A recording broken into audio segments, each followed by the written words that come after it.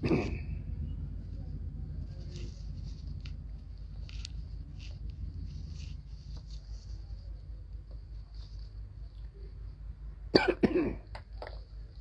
கிறிஸ்துவுக்குள் மிகவும் பிரியமான அன்பு சகோதர சகோதரிகளே, ஜீவனுள்ள தேவனுடைய பிள்ளைகளாய் மரித்து உயிர்த்தெழுந்த இயேசு கிறிஸ்துவனுடைய சகோதர சகோதரிகளாய் தெரிந்து கொள்ளப்பட்ட தேவ ஜனமாய் தேவ நீதிக்கு வந்தெட்டும்படியாய் கிறிஸ்துவின் சிலுவை பாடுகளின் வழியாக புடமிடப்பட்டு பரிசுத்தமாக்கப்படும்படியாய் ஒப்புக் கொடுக்கப்பட்டிருக்கிற கிறிஸ்துவின் சிலுவை பாடுகளுக்கு பங்காளிகளாய் இருக்கிற அன்புக்குரிய தேவனுடைய ஜனமே, தெரிந்து கொள்ளப்பட்ட கிறிஸ்தவர்களே, உங்கள் அனைவரையும் நான் இந்த நாளில்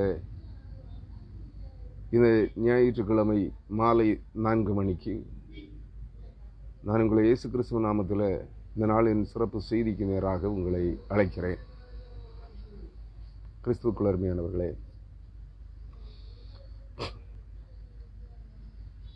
எல்லா ஞாயிற்றுக்கிழமைகளிலும் தொடர்ந்து கொடுக்கப்படுகிற ஒரு வித்தியாசமான ஒரு செய்தியை நான் இந்த நாளில் உங்களோடு கூட பகிர்ந்து கொள்ள விரும்புகிறேன். அதனுடைய தலையங்கமாக சிங்கத்தலையும் குதிரையின் தோற்றமும்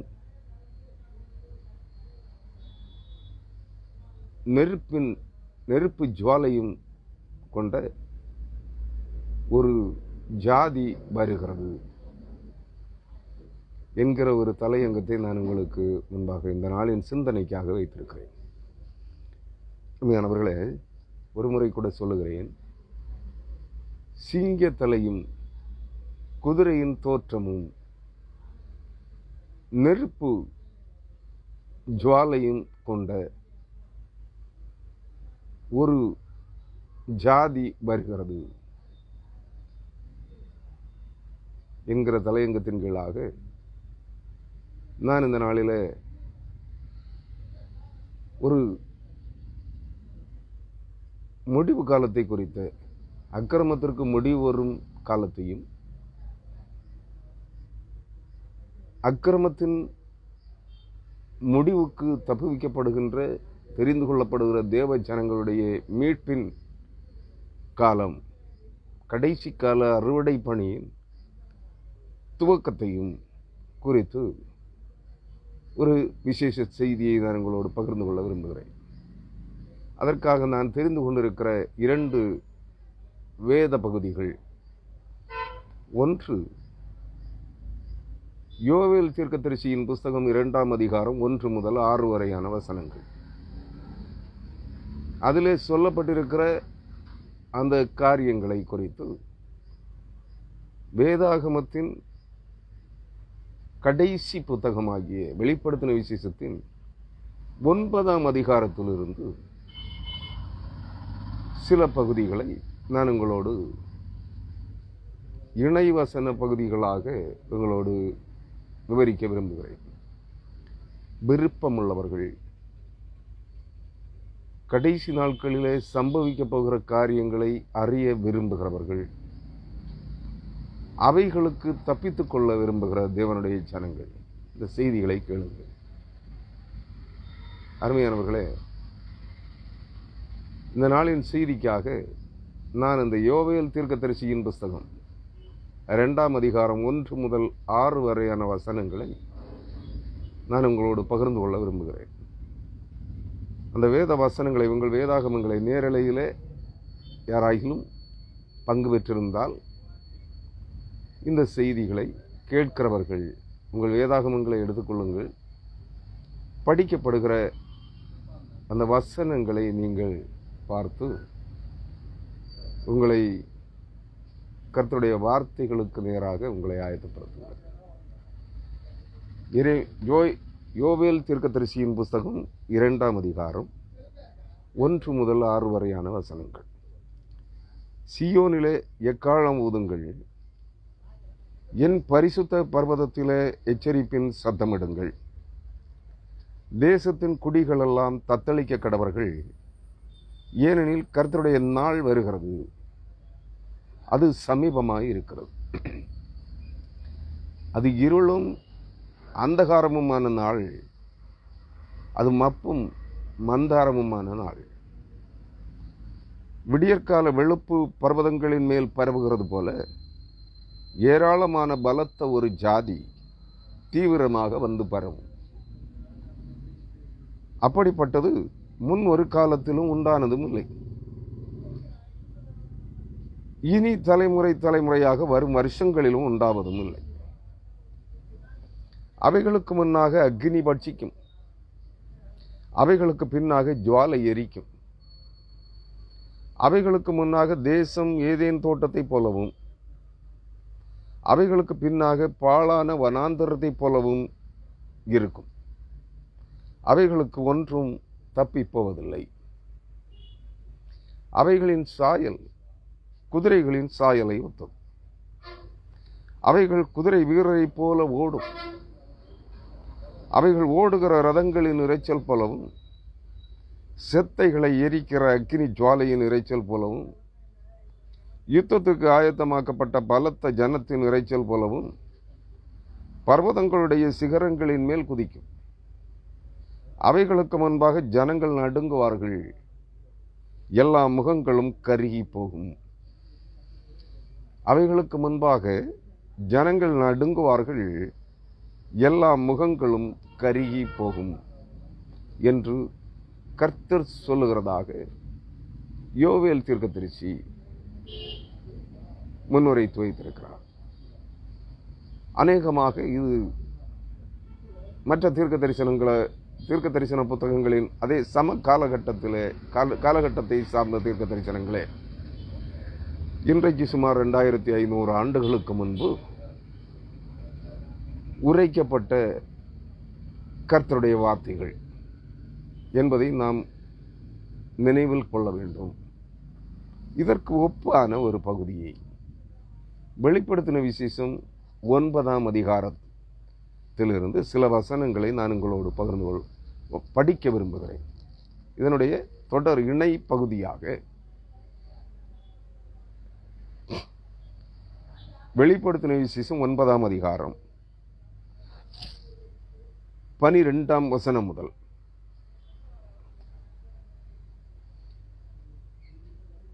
21ஆம் வசனம் வரையான அந்த பகுதியை இதனுடைய இணை பகுதியாக நான் உங்களோடு படிக்க விரும்புகிறேன். வெளிப்படுத்தின விசேஷம் 9ஆம் அதிகாரம் 12ஆம் வசனம் முதல்.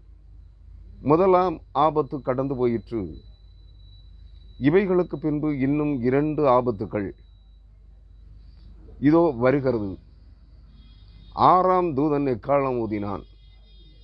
அப்பொழுது தேவனுக்கு முன்பாக இருந்த பற்பீடத்தின் 4 கொம்புகளிலும் இருந்து ஒரு சத்தம் தோன்றி எக்காலத்தை பிடித்திருந்த 6ஆம் தூதனை நோக்கி, ஐப்பிராத் என்னும் பெரிய நதியண்டையிலே கட்டப்பட்டிருக்கிற 4 தூதர்களையும் அவிழ்த்து விடு என்று சொல்ல கேட்டேன். அப்பொழுது மனுஷரில் 1/3 பங்கை கொல்லும்படிக்கு 1 மணி நேரத்திற்கும் 1 நாளுக்கும் 1 மாதத்திற்கும் 1 வருஷத்திற்கும் ஆயத்தமாக்கப்பட்டிருந்த அந்த 4 தூதர்களும் அவிழ்த்து விடப்பட்டார்கள். குதிரை சேனைகளாகிய இராணுவங்களின் தொகை 20 கோடியாயிருந்தது. அவைகளின் தொகையை சொல்ல கேட்டேன். குதிரைகளையும் அவைகளின் மேல் ஏறி இருந்தவர்களையும் நான் தரிசனத்தில் கண்ட விதமாவது. யோவேல் 2ஆம் அதிகாரம் 1 முதல் 6 வரையான வசனங்கள் சுட்டிக்காட்டுகிற அந்த வடிவத் தோற்றங்களை ஒத்தவைகளாக இவை இருக்கிறது. குதிரைகளையும் 17வது வசனம், வெளிப்படுத்தல் 9ஆம் அதிகாரம் 17ஆம் வசனம், குதிரைகளையும் அவைகளின் மேல் ஏறி இருந்தவர்களையும் நான் தரிசனத்தில் கண்ட விதமாவது, அவர்கள் அக்னி நிறமும் நீல நிறமும் கந்தக நிறமுமான மார்க்கவசங்களை உடையவர்களாயிருந்தார்கள். குதிரைகளுடைய தலைகள் சிங்கங்களின் தலைகளைப் போல் இருந்தன. அவைகளுடைய வாய்களிலிருந்து அக்கினியும் புகையும் கந்தகமும் புறப்பட்டன. அவைகளுடைய வாய்களிலிருந்து புறப்பட்ட அக்கினி, புகை, கந்தகம் என்னும் இம்மூன்றினாலும் மனுஷரில் 1/3 கொல்லப்பட்டார்கள். அந்த குதிரைகளின் வல்லமை அவைகளுடைய வாயிலேயும் வாள்களிலேயும் இருக்கிறது. அவைகளுடைய வாள்கள் பாம்புகளுக்கு ஒப்பானவைகளாயும் தலைகள் உள்ளவைகளாயும் இருக்கிறது. அவைகளாலே சேதப்படுத்துகிறது. அப்படி இருந்தும் அந்த வாதைகளால் கொல்லப்படாத மற்ற மனுஷர்கள் பேய்களையும் பொன், வெள்ளி, செம்பு, மரம், கல், மரம் என்பவைகளால் செய்யப்பட்டவைகளாயும் காணவும் கேட்கவும் நடக்கவும் மாட்டாதவைகளுமாயிருக்கிற விக்கிரகங்களையும் வணங்காதபடிக்கு தங்கள் கைகளின் கிரியைகளை விட்டு மனம் திரும்பவும் இல்லை. தங்கள் கொலைபாதகங்களையும் தங்கள் சூனியங்களையும் தங்கள் வேசித்தனங்களையும் தங்கள் களவுகளையும் விட்டு மனம் திரும்பவும் இல்லை. தங்கள் கொலைபாதகங்களையும் தங்கள் சூனியங்களையும் தங்கள் வேசித்தனங்களையும் தங்கள் களவுகளையும் விட்டு மனம் திரும்பவும் இல்லை என்று கர்த்தர் சொல்லுகிறார் என்பதாக வெளிப்படுத்தின விசேஷாக்கியோன் பரிசுத்த யோவான் எழுதி வைத்திருக்கிறார். நாம் இந்த 2 பகுதிகளையும் இணையாக சிந்திக்கப் போகிறோம். அருமையானவர்களே, நாம் சிந்தனைக்கு ஆயத்தமாக ஒரு நிமிடம் தலைவணங்கி ஜெபிப்போம். ஜெபம். எங்கள் அன்பும் இரக்கமும் கிருபையும் நிறைந்த பரலோகத்தின் பரிசுத்த தந்தையாம் கடவுளே, இந்த நாளிலும் இந்த நாளின் மாலை வேளையிலும் எளியவர்களாகிய நாங்கள் உம்முடைய வருகையின் காலத்தையும் இந்த பூமியிலே நடப்பிக்கப்படுகிற அக்கிரமங்களுக்கு நீர் முடிவு கட்டும்படியாய் நடப்பிக்கப் போகிற பேரழிவுகளையும் அதே காலகட்டத்தில் அந்த பேரழிவுகளுக்கு தப்பும்படியாய் நீர் தெரிந்து கொண்டிருக்கிற உம்முடைய பரிசுத்த ஜாதியாக பரிசுத்த ஜனமாக பூமியின் மக்களினங்களின் மத்தியில் இருந்து தெரிந்து கொண்டிருக்கிற கிறிஸ்தேசுவின் சிலுவை பாடுகளுக்கும் கிறிஸ்தேசுவின் ரத்தம் தெளிக்கப்படுதலுக்கும் ஒப்புக் கொடுக்கப்பட்டிருக்கிற உம்முடைய ஜனங்களுடைய மீட்பை குறித்தும் நாங்கள் சிந்தனை செய்ய இருக்கிறோம். அன்பு நிறைந்த கடவுளே, இந்த வேத வசனங்களின் படியாக நீர் நடப்பிக்கப் போகிற பயங்கரமான பெரிய காரியங்களை நாங்கள் கேட்டு அறிந்து கற்று உணர எங்களுக்கு கிருபை தாரும். இவைகளிலே மறைந்திருக்கிற வேதாகம சத்தியங்களை நீர் எங்களுக்கு கற்றுத்தாரும்.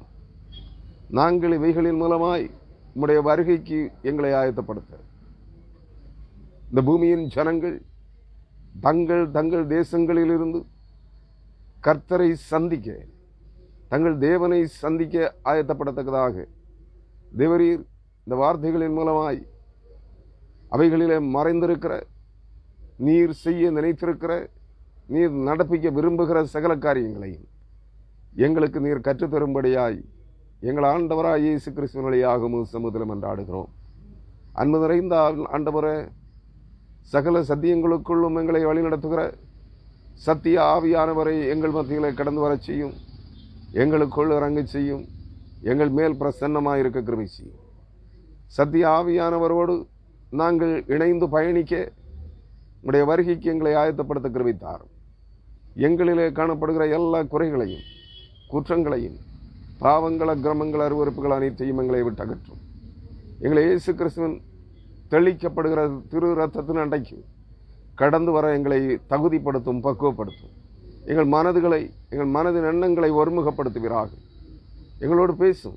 தெரிந்து கொள்ளப்பட்ட ஜனங்கள் இந்த பூமியின் மக்களினங்களின் மத்தியில் எந்த பகுதிகளிலே இருந்தாலும் எந்த நிலைகளிலே காணப்பட்டாலும் அவர்கள் விக்கிரக தேவர்களை ஆராதித்துக் கொண்டிருக்கிறவர்களாகவோ பேய்களையும் பிசாசுகளையும் பூதங்களையும் வலு சர்ப்பங்களையுமான சேனைகளையும் கல்லையும் மண்ணையும் சிலைகளையும் வணங்கி கொண்டிருக்கிறவர்களாக இருந்தாலும் மரித்து போன மனுஷிகாவிகளை உலகத்தின் ஆவிகளை வழிபடுகிறவர்களாக இருந்தாலும் அவர்கள் அனைவருடைய உள்ளங்களிலும் உம்முடைய வருகையை குறித்த ஏவுதலை கட்டளையிடுவீராக.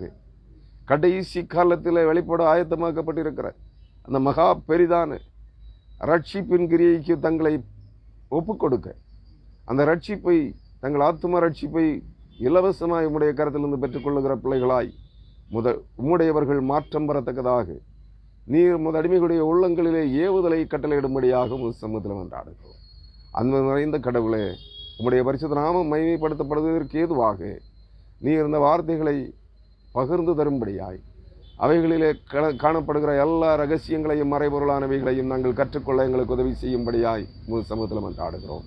பேசுகிற அடிமையை மறைத்து உம்முடைய ஆற்றல் மிக்க வார்த்தைகளை இதுவரையிலும் வெளிப்படுத்தாத சத்தியங்களை நீர் எங்களுக்கு வெளிப்படுத்தும்படியாக சமூகத்தில் மன்றாடுகிறோம். இயேசு கிறிஸ்துவின் வழியாக ஜெபிக்கிறோம். ஜெபங்களும் எங்கள் ஜீவனுள்ள நல்ல பிதாவே, ஆமென். கிறிஸ்துவுக்குள் மிகவும் பிரியமான அன்புக்குரிய சகோதர சகோதரிகளே, நான் மீண்டும் ஒருமுறை ஆண்டவரும் இரட்சகருமாயிருக்கிற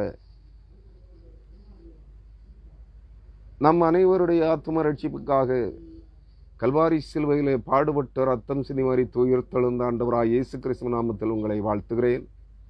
அவருடைய சமாதானம், அவர் இந்த பூமியின் தெரிந்து கொள்ளப்பட்ட தம்முடைய ஜனத்துக்காக வைத்து போன சமாதானத்தை உலகம் தரக்கூடாது. உலகத்தின் ஆசாபாசங்களோ, உலகத்தின் ஐஸ்வர்யங்களோ, உலகத்தின் சம்பாத்தியங்களோ, உலகத்தின் ஆடம்பரங்களோ, உலகத்தின் மன விருப்பங்களின்படியான வாழ்க்கை முறையோ தரக்கூடாத கிறிஸ்துவின் சமாதானத்தை தெரிந்து கொள்ளப்பட்ட இறைமக்கள் அனைவரும் பெற்றுக்கொள்ள இந்த வேத சத்தியங்களை கேட்கிற, சிந்திக்கிற, செயல்படுகிற, அந்த வார்த்தைகளுக்கு தங்களை ஒப்புக் கொடுக்கிற அவருடைய தேவனுடைய ஜனங்கள் அனைவரோடும் நிறைவாக தங்கியிருக்கும்படியாக இறைவனை வேண்டி இந்த நாளின் செய்திக்கு நேராக கடந்து வருகிறேன். அருமையானவர்களே, தேவனுடைய முன்னுரையாக ஒரு சிறு காரியத்தை சுட்டிக்காட்ட விரும்புகிறேன். என்ன? தேவனுடைய வார்த்தைகள் அனைத்தும் தேவன் தம்முடைய ஆவியானவரால் தாம் நேரடியாக தம்முடைய வார்த்தையானவராகிய கிறிஸ்துவின் மூலமாய் தீர்க்கதரிசிகள் அப்போஸ்தலர்கள் மூலமாய் முன்னுரைத்து எழுதி வைத்திருக்கிற அனைத்து வார்த்தைகளும் நாம் அறிந்திராத வேறொரு புதிய சத்தியத்தை நமக்கு சுட்டிக்காட்டுவதாக இருக்கிறது. அவருடைய மன விருப்பத்தின்படி அவர் இந்த பூமியின் மக்களினங்களின் மத்தியிலே செய்ய போகிற காரியங்களை குறித்து நமக்கு முன் அறிவிக்கிறவைகளாய் இருக்கிறது. அவைகளிலே ஒரு காரியத்தை நாம் அனைவரும் அறிந்து உணர்ந்து கொள்ள வேண்டும். என்னவென்றால், அந்த வார்த்தைகள் சொல்லப்பட்ட காரியங்கள் அனைத்தும் சத்தியமானவை, அனைத்தும் உண்மையானவை, அனைத்தும் அதன் காலங்களிலே இந்த பூமியின் ஜனங்கள் மத்தியிலே நடப்பிக்கப்பட்டு கொண்டிருப்பவை, நடந்தேறும்படியாய் திட்டமிடப்பட்டு அனுப்பப்பட்டவை என்பதை நாம் அறிந்திருக்க வேண்டும். அந்த வார்த்தைகளில் ஒன்றாகிலும் அவர் அனுப்பின காரியமாகும்படி செயல்படாமல் ஒளிந்து போவதில்லை, அல்லது அவரிடத்தில் திரும்ப செல்வதும் இல்லை என்பதை நாம் அறிந்திருக்க வேண்டும். இந்த வசனங்களை இன்றைய உலகத்தில் பலர் சில நூற்றாண்டுகளாக தாங்கள் அறிந்த வண்ணமாய் அவைகளை வியாக்கியானம் செய்து எழுதி வைத்திருக்கிறார்கள். அவைகளை வேதாகம கமெண்ட்ரிகளிலே நாம் கற்றுக்கொள்ள முடியும். இங்கே இன்றைய தினத்தில் நீங்களும் நானும் சிந்திக்க இருக்கிற இந்த வேத பகுதி, நான் எந்த வேதாகம கமெண்ட்ரிகளையும் படித்துவிட்டு உங்களோடு பகிர்ந்து கொள்ள வரவில்லை. ஒருவேளை நீங்கள் என் மூலமாக இந்த செய்திகளை நீங்கள் அநேக ஊடகங்களிலே பார்த்திருக்கலாம், அநேக பிரசங்கியார்களிடத்தில் கேட்டிருக்கலாம், அநேக புத்தகங்களிலே படித்திருக்கலாம். அவைகளைத்தான் நான் உங்களுக்கு பிரசங்கிக்கிறேன் என்று தயவு செய்து எண்ணிக்கொள்ளாதீர்கள். நான் யாருடைய பிரசங்கங்களையும் பின்பற்றி அவைகளிலிருந்து நல்ல கருத்துக்களை எடுத்து மற்றவர்களுக்கு பிரசங்கிக்கிறவன் அல்ல. எந்த கமெண்ட்ரிஸ், எந்த வேதாகம விளக்க உரைகளையும் தீர்க்க தரிசன வியாக்கியான உரைகளையும் படித்து அவைகளை கர்த்தர் எனக்கு வெளிப்படுத்தினார் என்று சொல்லி உங்களை ஏமாற்றுகிறவன் அல்ல. இந்த வேத வசனங்கள் நீங்களும் நானும் அறிந்திருக்கிற பிரகாரமாய் இந்த வேத வசனம் எதை சொல்லுகிறதோ அதை வார்த்தைகளின்படி எழுத்தின்படி உங்களோடு விவரித்து கொண்டிருக்கிறேன். இதற்கு முன்பும் சரி, இந்த செய்தியிலும் சரி, இதற்கு பின்பும் சரி, எந்த செய்தியாக இருந்தாலும் நான் யாருடைய உலக பிரசித்தி பெற்ற வேதாகம வல்லுநர்கள் என்று அழைக்கப்படுகிற வேத வியாக்கியானிகள் எழுதின புத்தகங்களையும் நான் படித்தவன் அல்ல. எனக்கு அவைகளில் விருப்பம் இல்லை. ஏனெனில் ஒரு காலத்தில் படித்திருக்கிறேன். வெளிப்படுத்தின விசேஷத்தின் விளக்க உரையை ஒரு சிலருடைய புத்தகங்களை படித்திருக்கிறேன். முதலாவது கிளாரன்ஸ், அந்த புத்தகத்தை தான், அவர் ஆங்கிலேயர் என்று நினைக்கிறேன், அந்த புத்தகத்தை நான் படித்திருக்கிறேன். பின்பு வருகிற அனைத்து வியாக்கியான செய்திகளும் அவர் என்னென்ன வசனம், எந்தெந்த வார்த்தைகளுக்கு என்னென்ன விளக்க உரைகளை கொடுத்தாரோ அவைகளையே எல்லா தீர்க்கதரிசிகளும் எல்லா அப்போஸ்தலர்களும் பின்பற்றுகிறார்கள். அது சகல உலகத்தில் இருக்கிற அனைத்து தீர்க்கதரிசிகளாலும் அப்போஸ்தலர்களாலும் போதகர்களாலும் விசுவாசிகளாலும் அங்கீகரிக்கப்பட்ட ஒரு புத்தகமாக இருக்கிறது.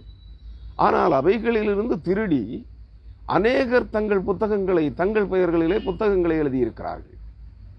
அவைகளுக்கு சில மாற்று கருத்துக்களை வேதாகம விளக்க வியாக்கியான உரைகள் சொல்லுகிறது. நன்றாக புரிந்து கொள்ள வேண்டும். அதில் என்ன தவறுகள் இருக்கிறதோ அந்த தவறுகளை மற்ற அனைவரும் இன்றைக்கு வரையிலும், இன்றைய நிலையில் வரையிலும் பிரசங்கிக்கிற பெரிய பிரசங்கியார்களும் புத்தகாசிரியர்களும் எழுதி கொண்டிருக்கிறார்கள். அதில் எனக்கு தென்பட்ட ஒரு காரியம் என்னவென்றால் வேற ஒன்றுமில்லை. ஒருவர் முதலாவது வெளிப்படுத்தின விசேஷத்திற்கான விளக்க உரையை எழுதினவர்,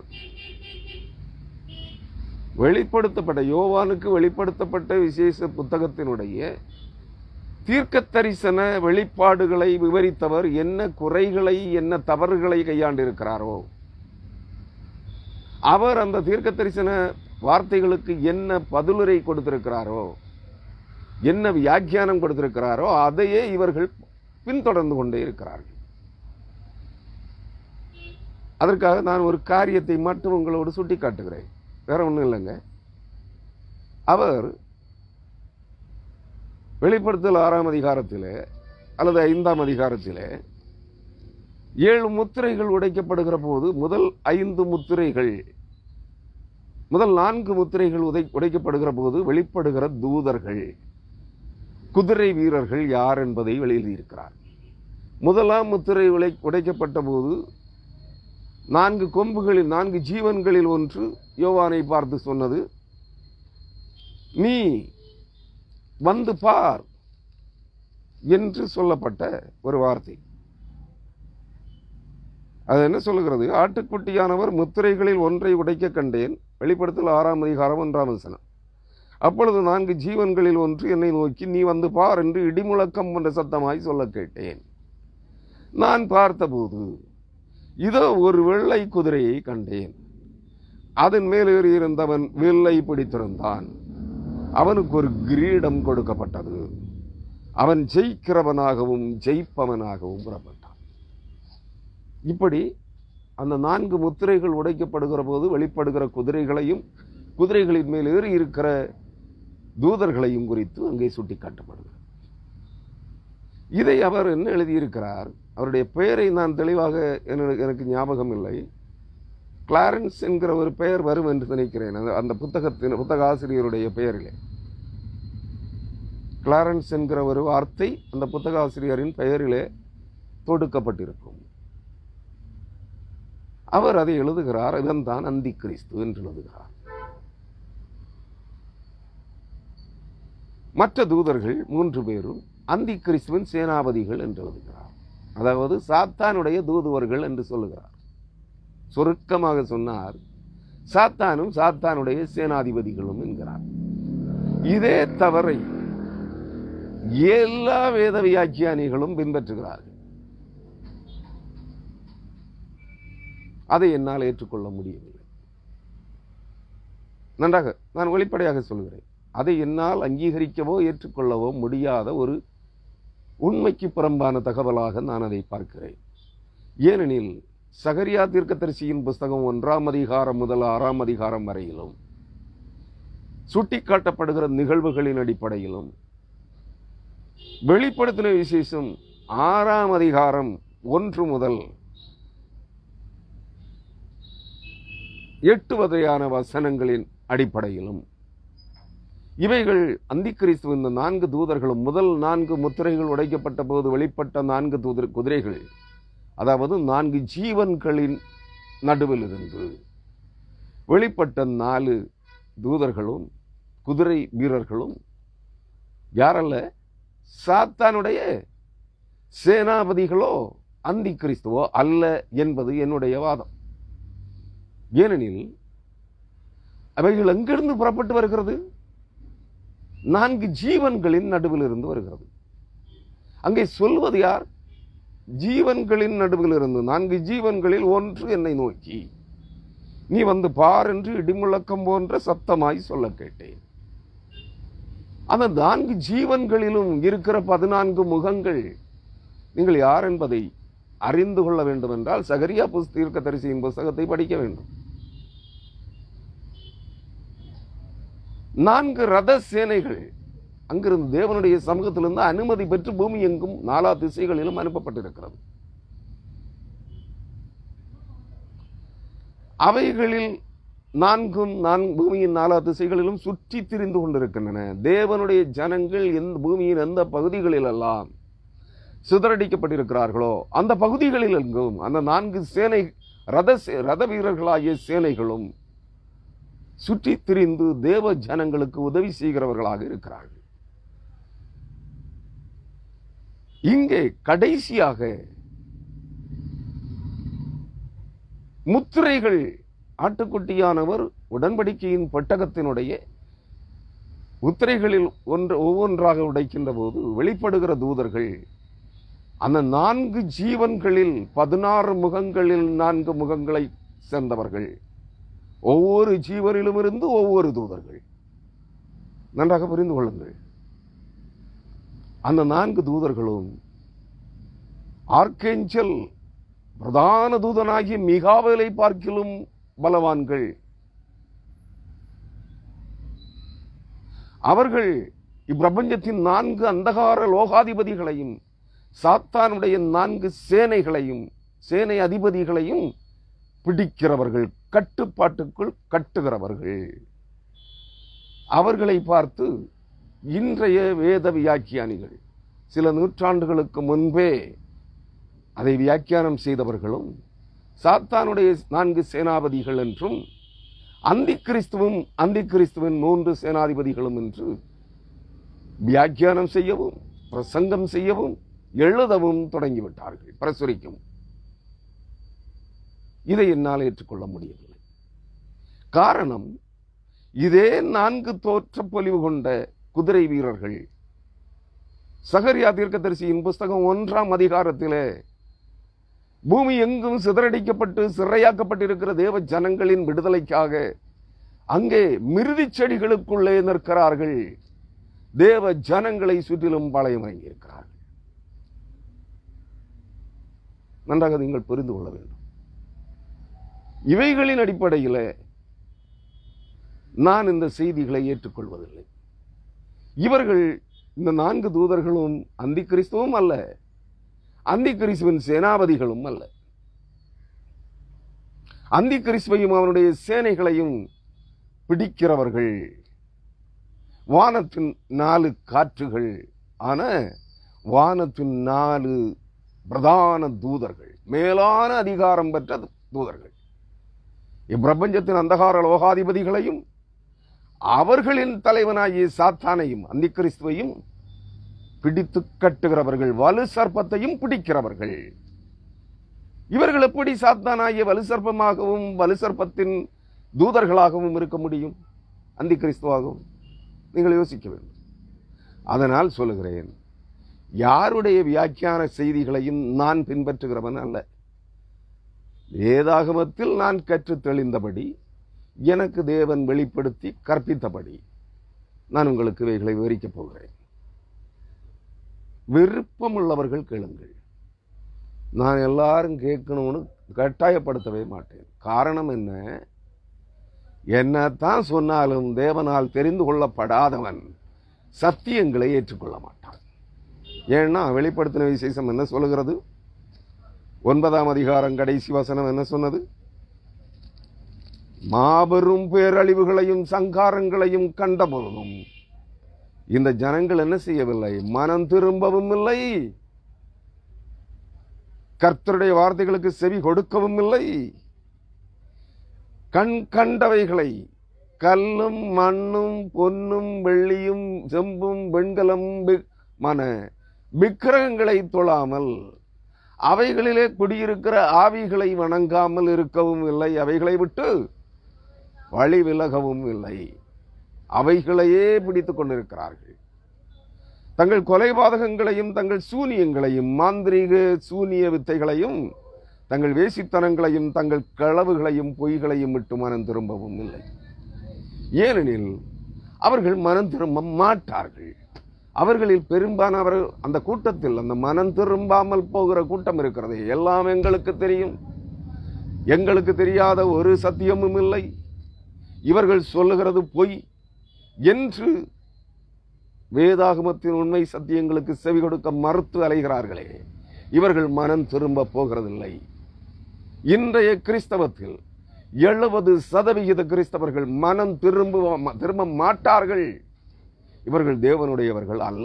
அப்படிப்பட்டவர்களுக்கு நான் பிரசங்கிக்கவில்லை,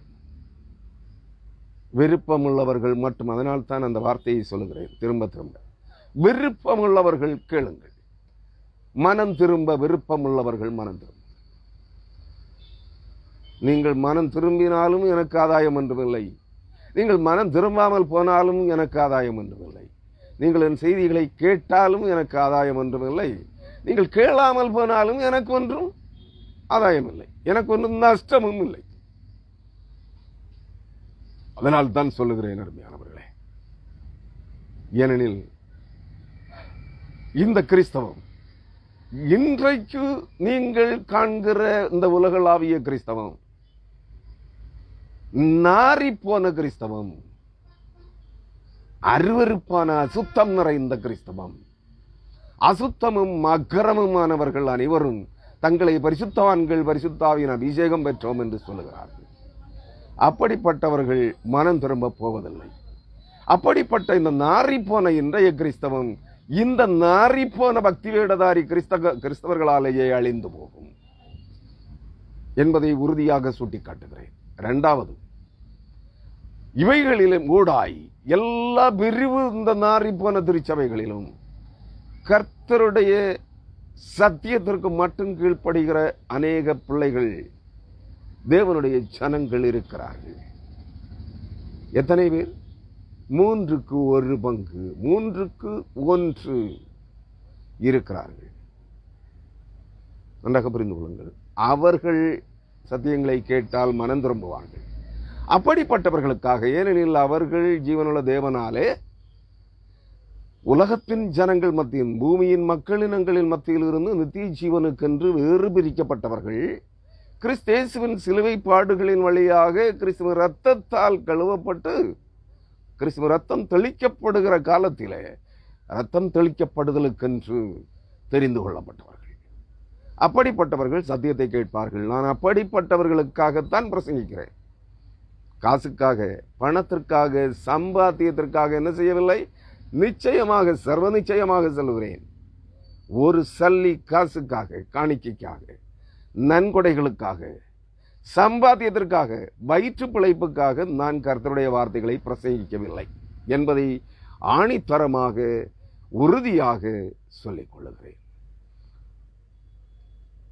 நம்புகிறவர்கள் நம்புங்கள், மற்றவர்களை குறித்து எனக்கு கவலையே கிடையாது.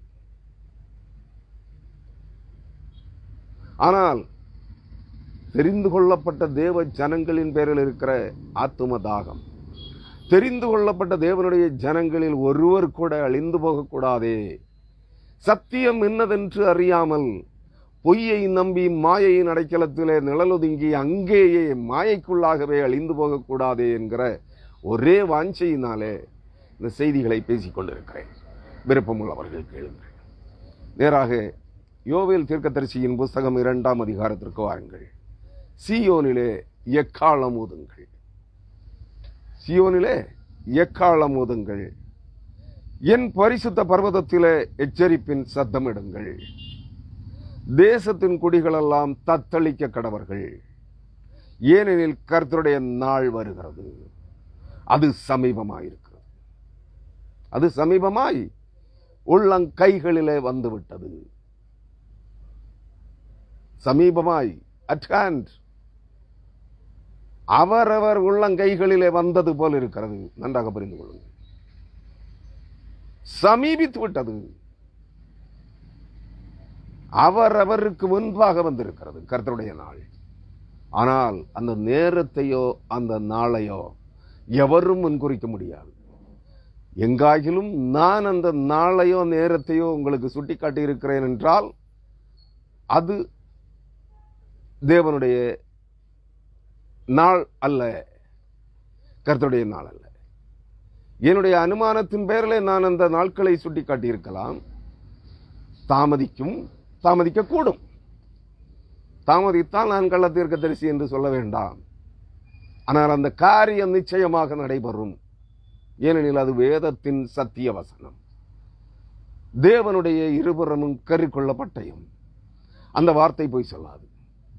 நான் சுட்டிக்காட்டின நாளும் நேரமும் தவறலாம் என்பதை, ஏனெனில் அந்த காட்சி எனக்கு காட்சிப்படுத்தப்பட்ட போது, எனக்கு சொல்லப்பட்ட போது, நான் அதை புரிந்து கொண்ட விதத்திலே தவறு செய்திருப்பேன். அதை உங்களுக்கு விவரித்த விவரத்திலே தவறு செய்திருக்கலாம். அதில் தவறாக அந்த நாளோ நேரமோ குறிக்கப்பட்டிருக்கலாம். அந்த நாளை மிகைப்படுத்த வேண்டாம். கர்த்தருடைய நாள் எனக்கும் தெரியாது. அவர் குறித்த வேளையிலே வருவார், அவர் விரும்புகிற வேளையிலே வருவார் என்பதை மனதில் வைத்துக் கொள்ளுங்கள். இங்கே என்ன சொல்லுகிறார்? சீயோனிலே எக்காலம் ஊதுங்கள். சீயோன் தேவனுடைய பரிசுத்த பட்டணம். சீயோன் தேவனுடைய நித்திய கண்மலை. நித்திய கண்மலை, உன்னத சீயோன், வானமண்டலங்களின் உன்னதங்களில். நாம் அங்கே ஏறி என்ன செய்ய முடியாது? எக்காலம் ஊத முடியாது. ஆனால் அப்படியானால் இந்த சீயோனிலே எக்காலம் ஊதுங்கள். எருசலேம் பட்டணம், தாவீதின் நகரத்திற்கு பெயர் சீயோன் பட்டணம். அந்த சீயோன் பட்டணத்தில் போய் நின்று கூக்குரல் இட முடியாது. ஏன்னா எருசலேம் நகரம் எப்படி இருக்கும்னு எனக்கு தெரியாது. சீயோன் பட்டணம் எப்படி இருக்கும் என்று எனக்கு தெரியாது. எனக்கு தெரிந்ததெல்லாம் இந்த சீயோனிலே. அருமையான கிறிஸ்தவர்களே, இன்று நீங்களும் நானும் இந்த ஊடகங்கள் வழியாக கேட்கிற செய்தியை நம்புகிறவர்கள் அனைவருடைய இருதயங்களும் சீயோன் பட்டணங்களே. அனைவருடைய வீடுகளும் சீயோன் பட்டணங்களே. அனைவரும் தேவனை, கிறிஸ்துவை கூடி ஆராதிக்கிற தேவாலயங்களும் ஜப வீடுகளும் சீயோன் பட்டணங்களே என்பதை நான் அறிந்திருக்கிறேன். ஏனெனில் ஆண்டவராகிய இயேசு கிறிஸ்து சொன்னார் சமாரியா பெண்ணிடத்தில், நீ இந்த மலையிலும் இந்த கிணற்றிலும் அல்ல, எருசலேமிலும் மட்டுமல்ல, பூமி எங்கும் தேவனை தொழுது கொள்ளும் காலம் வருகிறது, அது இப்பொழுதே வந்திருக்கிறது. எப்பொழுது? 2000 ஆண்டுகளாக ஆண்டவராகிய இயேசு கிறிஸ்து பூமியிலே மனிதனாக தோன்றின பிறந்த காலத்திலேயே, தோன்றின அல்ல, பிறந்த காலத்து, பிறந்து வாழ்ந்து வளர்ந்து அவர் செயல்பட்ட காலத்திலேயே பூமி எங்கும் தேவனுடைய தோட்டமாக, பூமி எங்கும் தேவனுடைய எருசலேமாக, பூமி எங்கும் தேவனுடைய சீயோனாக மாறியிருக்கிறது. அதிலும் எல்லா மனிதர்களுடைய இருதயங்களும் தேவனுடைய சீயோன் பட்டணமாக மாறியிருக்கிறது. சீயோன் மலையாக, ஏனெனில் சீயோனிலே, உன்னத சீயோனிலே, சீயோன் பர்வதத்திலே தேவன் வீற்றிருக்கிறார். நீ தேவன் வீற்றிருக்கிற சீயோன் பர்வதமாக யார் யாருடைய இருதயங்கள், யார் யாருடைய தேவாலயங்கள், எந்த தேவாலயங்களிலே தேவன் வீற்றிருக்கிறாரோ அந்த தேவாலயங்கள் எல்லாம் சீயோன் பட்டணங்களே. அதன் அடிப்படையில் சீயோனிலே எல்லா ஜனங்களுடைய இருதயங்களும் தெளிவு பெற வேண்டி சீயோனிலே காலம் முதுங்கள். எல்லா ஜனங்களுடைய செவிகளும் கேட்கும்படியாக கர்த்தருடைய நாள் சமீபமாய் வந்திருக்கிறது என்பதை கூறி அறிவியுங்கள் என்கிறார். என் பரிசுத்த பர்வதத்திலே எச்சரிப்பின் சத்தமிடுங்கள். ஆம், கவனமாயிருங்கள், எச்சரிக்கையாயிருங்கள் என்கிற சத்தம். கர்த்தருடைய நாள் வருகிறது. அது பயங்கரமான அழிவுகளை கொண்டு வருகிற நாளாயிருக்கிறது. அது மட்டுமல்ல, அந்த நாள் தெரிந்து கொள்ளப்பட்ட அனைவரையும் பூமியின் மக்களினங்களிலிருந்து மட்டிலிருந்து அழிவுக்கு ஒப்புக் கொடுக்கப்படாமல் மீட்டெடுக்கப்படுகிற நாளாய் இருக்கிறது. ஒரே நாள், அது கர்த்தருடைய நாள். அது எதுவாக இருக்கிறது? கீழ்ப்படியாதவர்களை அழிவுக்கு ஒப்புக் கொடுக்கிற நாளாக இருக்கிறது. கர்த்தருடைய சத்தத்திற்கு செவி கொடுக்கிறவர்களை மீட்டுக் கொள்ளுகிற நாடாக இருக்கிறது. மீட்டென்றால் எடுத்துக்கொள்ளுகிற நாள் அல்ல, ராப்சர் அல்ல, எடுத்துக்கொள்ளுகிற நாள் அல்ல. அழிவுக்கு, சங்காரத்திற்கு, பேரழிவுகளுக்கு தப்பத்தக்கதாய் அவர்களுக்கு முத்திரையிட்டு அவர்களை வேறு பிரிக்கிற நாளாயிருக்கிறது. அவர்களை பரிசுத்தப்படுத்துவதற்கு என்று கிறிஸ்துவின் ரத்தத்தை தெளிக்கிற நாளாயிருக்கிறது. எல்லாம் ஒரு நாள் தான். கர்த்தருடைய நாள் உலகத்திலே நடப்பிக்கப்பட்டு வருகிற சகல அக்கிரமங்களுக்கும் அருவருப்புகளுக்கும் முடிவு கட்டுகிற நாளாகவும் அதற்கு அழிவு உண்டாக்குகிற நாளாகவும் இருக்கிறது. தேவனுடைய வார்த்தைகளுக்கு கீழ்ப்படுகிற ஜனங்களுக்கு முத்திரையிட்டு அழிவுக்கு தப்பும்படியாய், சங்காரத்திற்கு தப்பும்படியாய் முத்திரையிட்டு வேறு பிரித்து கிறிஸ்துவ ரத்தத்தை அவர்களிலே தெளித்தது இவர்கள் கிறிஸ்துவுக்குரியவர்கள் என்று வேறு பிரிக்கிற நாளாகவும் இருக்கிறது. நன்றாக புரிந்து கொள்ளுங்கள் அருமையானவர்களே. அதற்காகத்தான் என் பரிசுத்த பர்வதத்திலே எச்சரிப்பின் சத்தமிடுங்கள். ஒவ்வொரு யார் யார் கிறிஸ்துவை ஏற்றுக்கொண்டிருக்கிறார்களோ அவர்களுடைய இருதயங்கள் தேவனுடைய பரிசுத்த பர்வதங்களாயிருக்கிறது.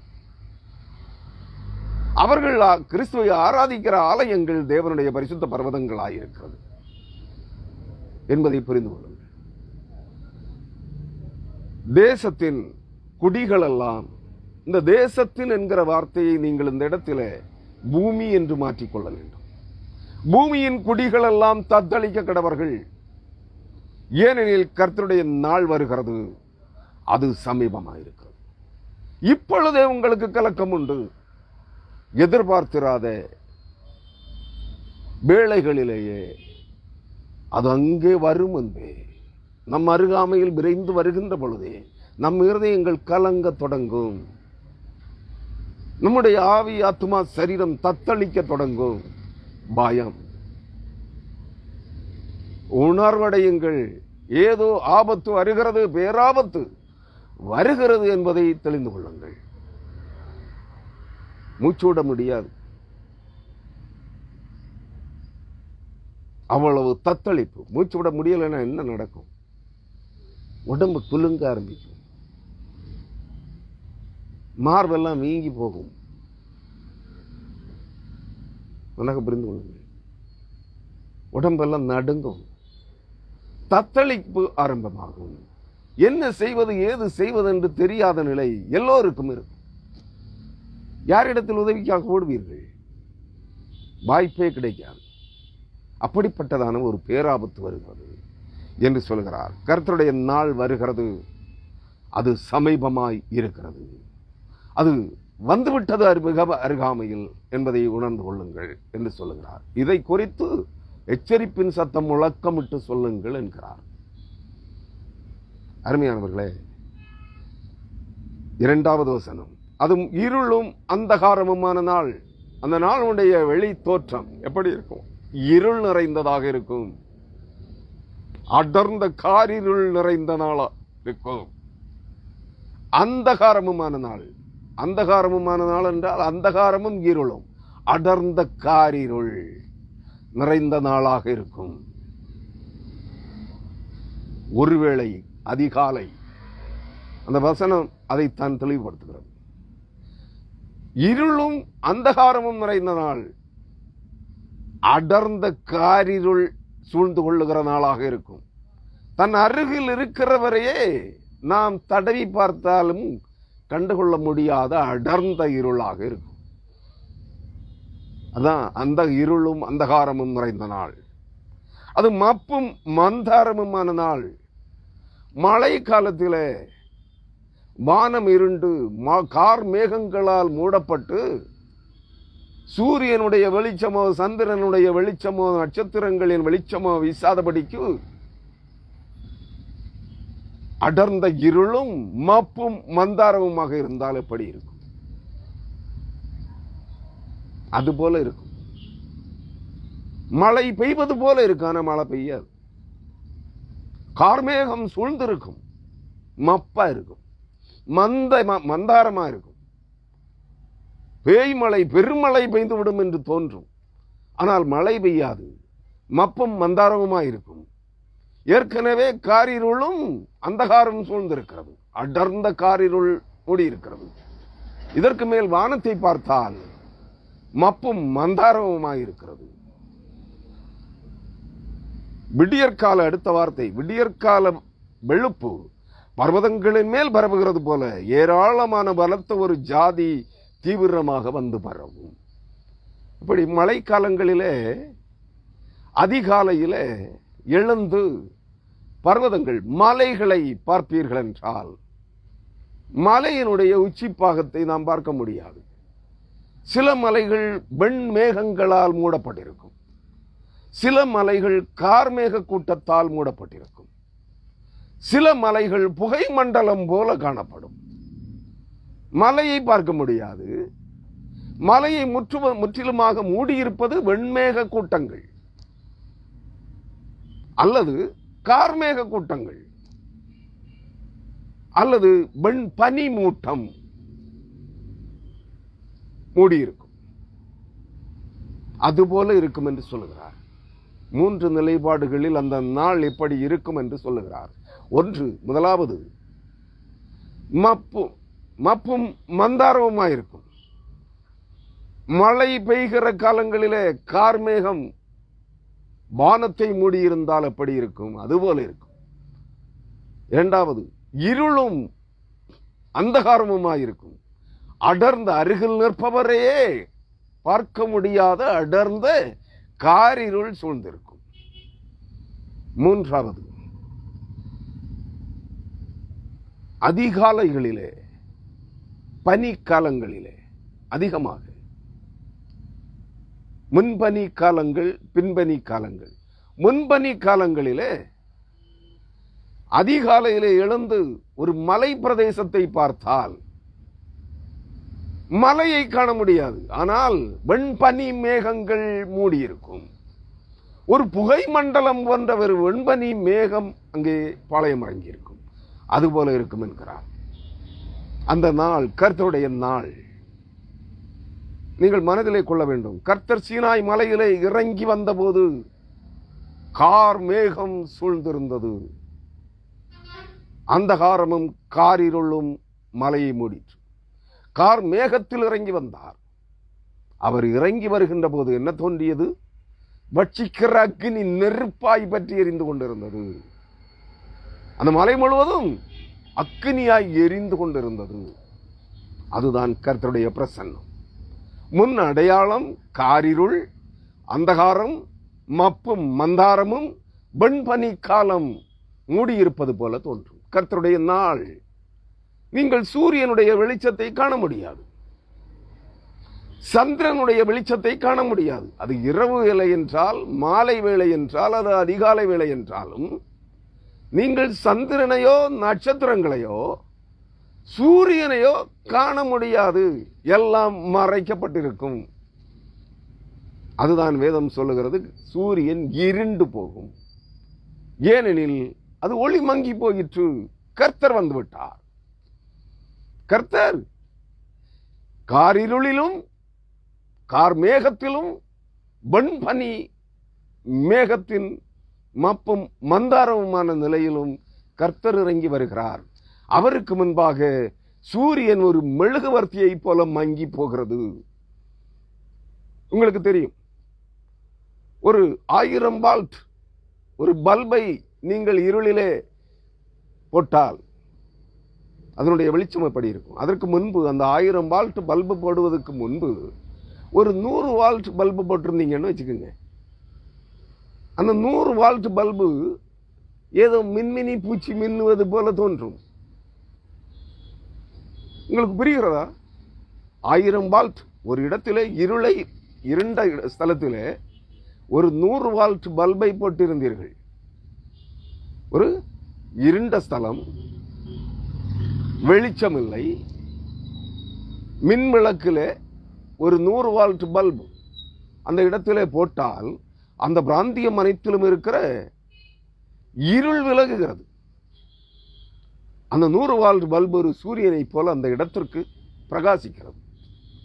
அதே 100 வால்ட் பல்பு எரிந்து கொண்டிருக்கிறது. அதற்கு அருகாமையிலே அல்லது சற்று தள்ளி ஒரு 1000 வால்ட் பல்பை போட்டால் இந்த 100 வால்ட் பல்பு முதலாவது அடர்ந்த இருளிலே 100 வால்ட் பல்பு சூரியனை போல பிரகாசித்தது.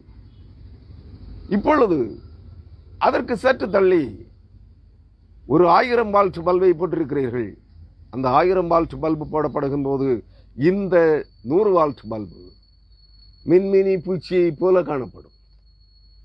அதுபோலத்தான் பகலின் சூரியனை நீங்கள் பார்க்க முடியாது. கர்த்தருடைய வருகையிலே அது இருளடைந்தது போல இருக்கும். வானத்திலே எங்கோ மின்னிக் கொண்டிருக்கிற ஒரு நட்சத்திர பூச்சியை போல இருக்கும். ஒரு வானத்தின் மிகுந்த நீண்ட தொலைவில் காணப்படுகிற ஒரு நட்சத்திரத்தை போல், மின்மினி பூச்சி போல மின்னுகிற ஒரு நட்சத்திரத்தை போல சூரியன் இருக்கும்.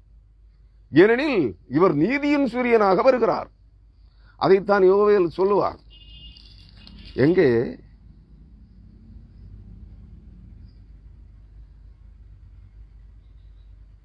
மூன்றாம் அதிகாரம் 15ஆம் வசனத்தில் சூரியனும் சந்திரனும் இருண்டு போகும், நட்சத்திரங்கள் ஒளி மழுங்கும், கர்த்தர் சீயோனிலிருந்து கர்ச்சித்து எருசலேமிலிருந்து சத்தமிடுவார், வானமும் பூமியும் அதிரும். நான் இவைகளை குறித்த செய்திகளை ஏசாயாவில் இருந்தும் ஆகாயிலிருந்தும் தந்திருக்கிறேன். இதற்கு முன்பு கர்த்தர் எருசலேமிலிருந்து சத்தமிடுவார், சியோன் பர்வதத்தில் இருந்து சத்தமிடு முழங்குவார், வானமும் பூமியும் அதிரும். ஆனாலும் கர்த்தர் தமது ஜனத்துக்கு அடைக்கலமும் இஸ்ரவேல் புத்திரருக்கு அரணான கோட்டையுமாயிருப்பார். இஸ்ரவேல் புத்திரருக்கு என்றால் தெரிந்து கொள்ளப்பட்ட தேவ ஜனங்களாகிய உலகளாவிய கிறிஸ்தவர்களுக்கு அவர் அரணும் கோட்டையுமாயிருப்பார். இந்த பயங்கரங்கள் ஒன்றும் அவர்களை அணுகாது, இந்த இருள் அவர்களை சேதப்படுத்தாது, இந்த அந்தகாரம் அவர்களை சேதப்படுத்தாது, அவர்களுக்கு பயங்கரத்தை கொண்டு வராது. ஏனெனில் கர்த்தர் அவர்களின் மேல் நீதியின் சூரியனாய் பிரகாசிப்பார் என்பதை கர்த்தருடைய வார்த்தைகள் நமக்கு சுட்டி காட்டுகின்றன. ஆயினும் அந்நாளிலே நீதியின் சூரியன் உங்கள் மேல் உதிப்பார்.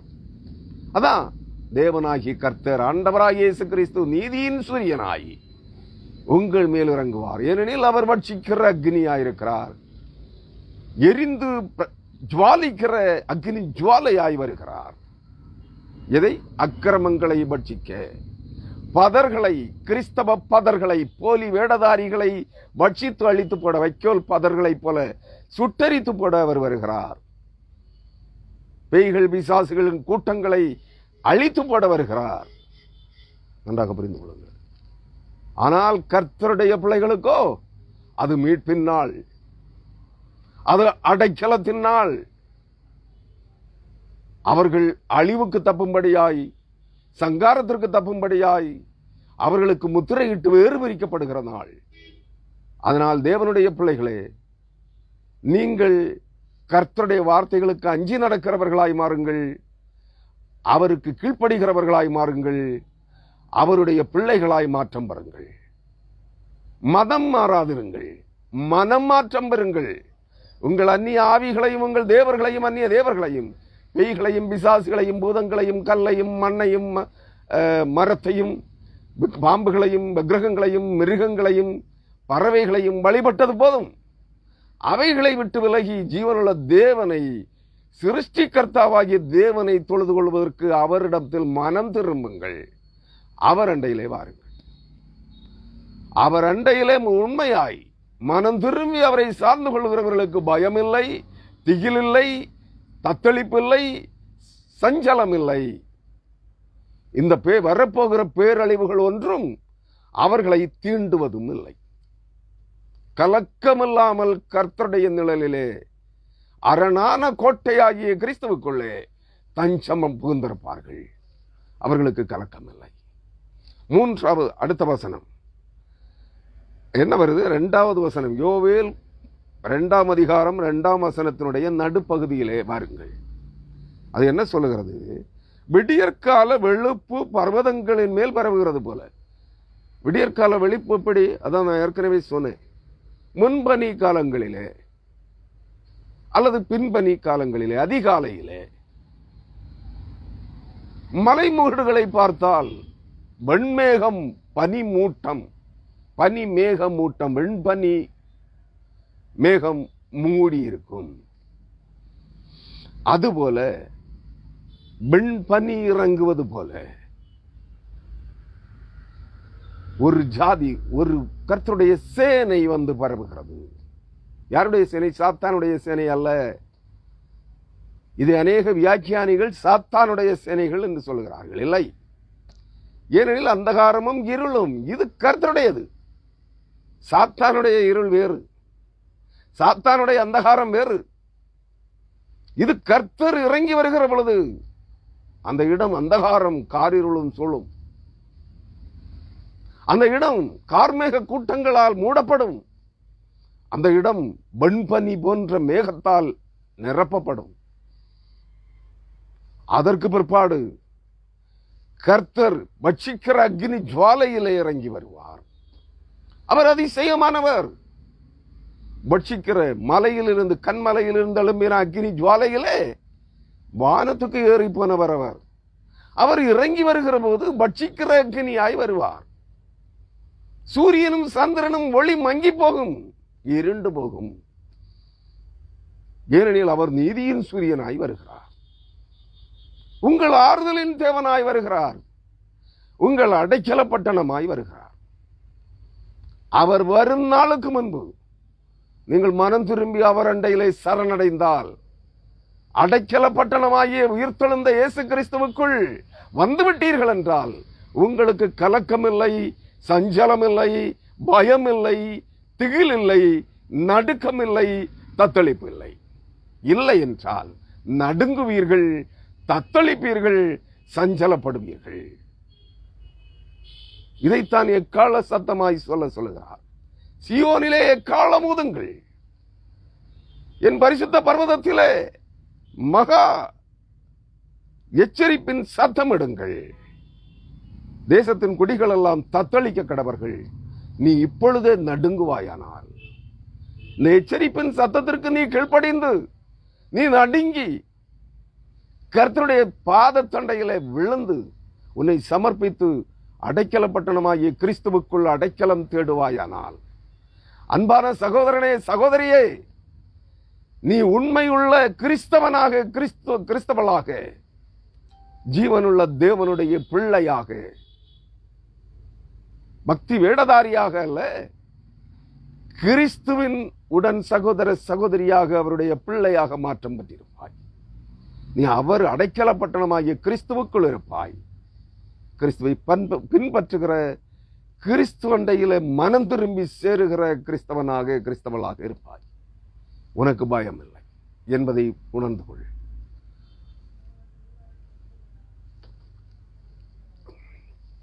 அங்கே வெண்பனி விடியற்கால வெளுப்பு பரவுகிறது போல ஒரு ஏராளமான பலத்த ஒரு ஜாதி, ஒரே ஜாதி, ஏராளமான பலத்த கூட்டம். யார் அவர்கள்? எப்படி இருப்பார்கள்? அவர்களை குறித்த ஒரு காரியத்தை இந்த யோவேல் இங்கே விளக்கி இருக்கிறார். இதை தவிர்த்து இவர்கள் யார் என்பதைத்தான் வெளிப்படுத்தின விசேஷம் 9ஆம் அதிகாரத்திலிருந்து நான் அந்த இணை பகுதியாக உங்களுக்கு படித்து காண்பித்தேன். நான் இந்த வசனத்தை விவரித்துவிட்டு அந்த காரியத்தை, இந்த வசனத்தினுடைய அந்த ஏராளமான பலத்த ஒரு ஜாதி, ஜாதி என்றால் மனித இனம். அவர்கள் மனிதர்களைப் போல் இருப்பார்கள். அவர்கள் ஏறி வருகிற வாகனங்கள் குதிரைகளைப் போல் இருக்கிறது. நன்றாக புரிந்து கொள்ளுங்கள். ஒரு ஜாதி, ஜாதி என்றால் மனித இனம் போன்றது. பூமியில் இருக்கிற மனிதர்கள் என்ற நாதீர்கள் மனிதர்களின் வடிவ தோற்றத்தை கொண்ட ஆவிகள். அது கர்த்தருடைய சேனை. பழைய ஏற்பாட்டிலே நீங்கள் படித்து பார்த்தீர்கள் என்றால் இஸ்ரவேல் ஜனங்கள் தேவனுடைய சேனை, தெரிந்து கொள்ளப்பட்ட தேவ ஜனமாகி இஸ்ரவேலர்கள் வனாந்தரத்திலே குடியிருந்த போது கொள்ளிவாய் சர்ப்பங்களை கர்த்தர் அனுப்பினாரே, அந்த கொள்ளிவாய் சர்ப்பங்கள் என்றால் அவைகள் வாயில் இருந்து அக்னி புறப்படும். அந்த கொள்ளிவாய் சர்ப்பங்களின் சேனை கர்த்தருடைய சேனை. ஏனெனில் மோசேயினிடத்தில் கர்த்தர் என்ன சொன்னார்? கொள்ளிவாய் சர்ப்பங்களால் கடிக்கப்பட்டு மரித்து போனவர்கள் அல்லது மரணத்துக்கு போராடி கொண்டிருக்கிறவர்களின் நடுவிலே நீ அந்த கொள்ளிவாய் சர்ப்பத்தின் சாயலிலே ஒரு வெண்கல சர்ப்பத்தை செய்து ஒரு கோலின் மேல் உயர்த்து. அந்த கோலின் மேல் உயர்த்தப்பட்டிருக்கிற வெண்கல சர்ப்பத்தை நோக்கி பார்க்கிற எவனும் பிழைப்பான். கொள்ளிவாய் சர்ப்பங்களால் கடிக்கப்பட்டவர்கள் வெண்கல சர்ப்பம், கோலிலே உயர்த்தப்பட்ட வெண்கல சர்ப்பத்தை, அந்த கொள்ளிவாய் சர்ப்பத்தின் மாதிரியை நோக்கி பார்க்கிற போது பிழைப்பான். அவன் மரணத்துக்கு நீங்களாகி உயிர் தப்பி பிழைப்பான் என்றார். அவர் ஜீவனாகிய கர்த்தர். கொள்ளிவாய் சர்ப்பங்கள் கர்த்தருடைய சேனை. விளங்குதா உங்களுக்கு? அது சாத்தானுடைய சேனை அல்ல, வலு சர்ப்பத்தின் சேனை அல்ல என்பதை நீங்கள் அறிந்திருக்க வேண்டும், புரிந்து கொள்ள வேண்டும். கொள்ளிவாய் சர்ப்பங்கள் எப்படி கர்த்தருடைய சேனையாக இருந்ததோ அதுபோல இங்கே மப்பும் மந்தாரமான நாளிலே கர்த்தருடைய நாள், அந்த நாள் கர்த்தருடையது, சாத்தானுடையதல்ல, அந்தி கிறிஸ்துவனுடைய நாள் அல்ல. அந்த நாள் கர்த்தருடைய நாள். அந்த நாளிலே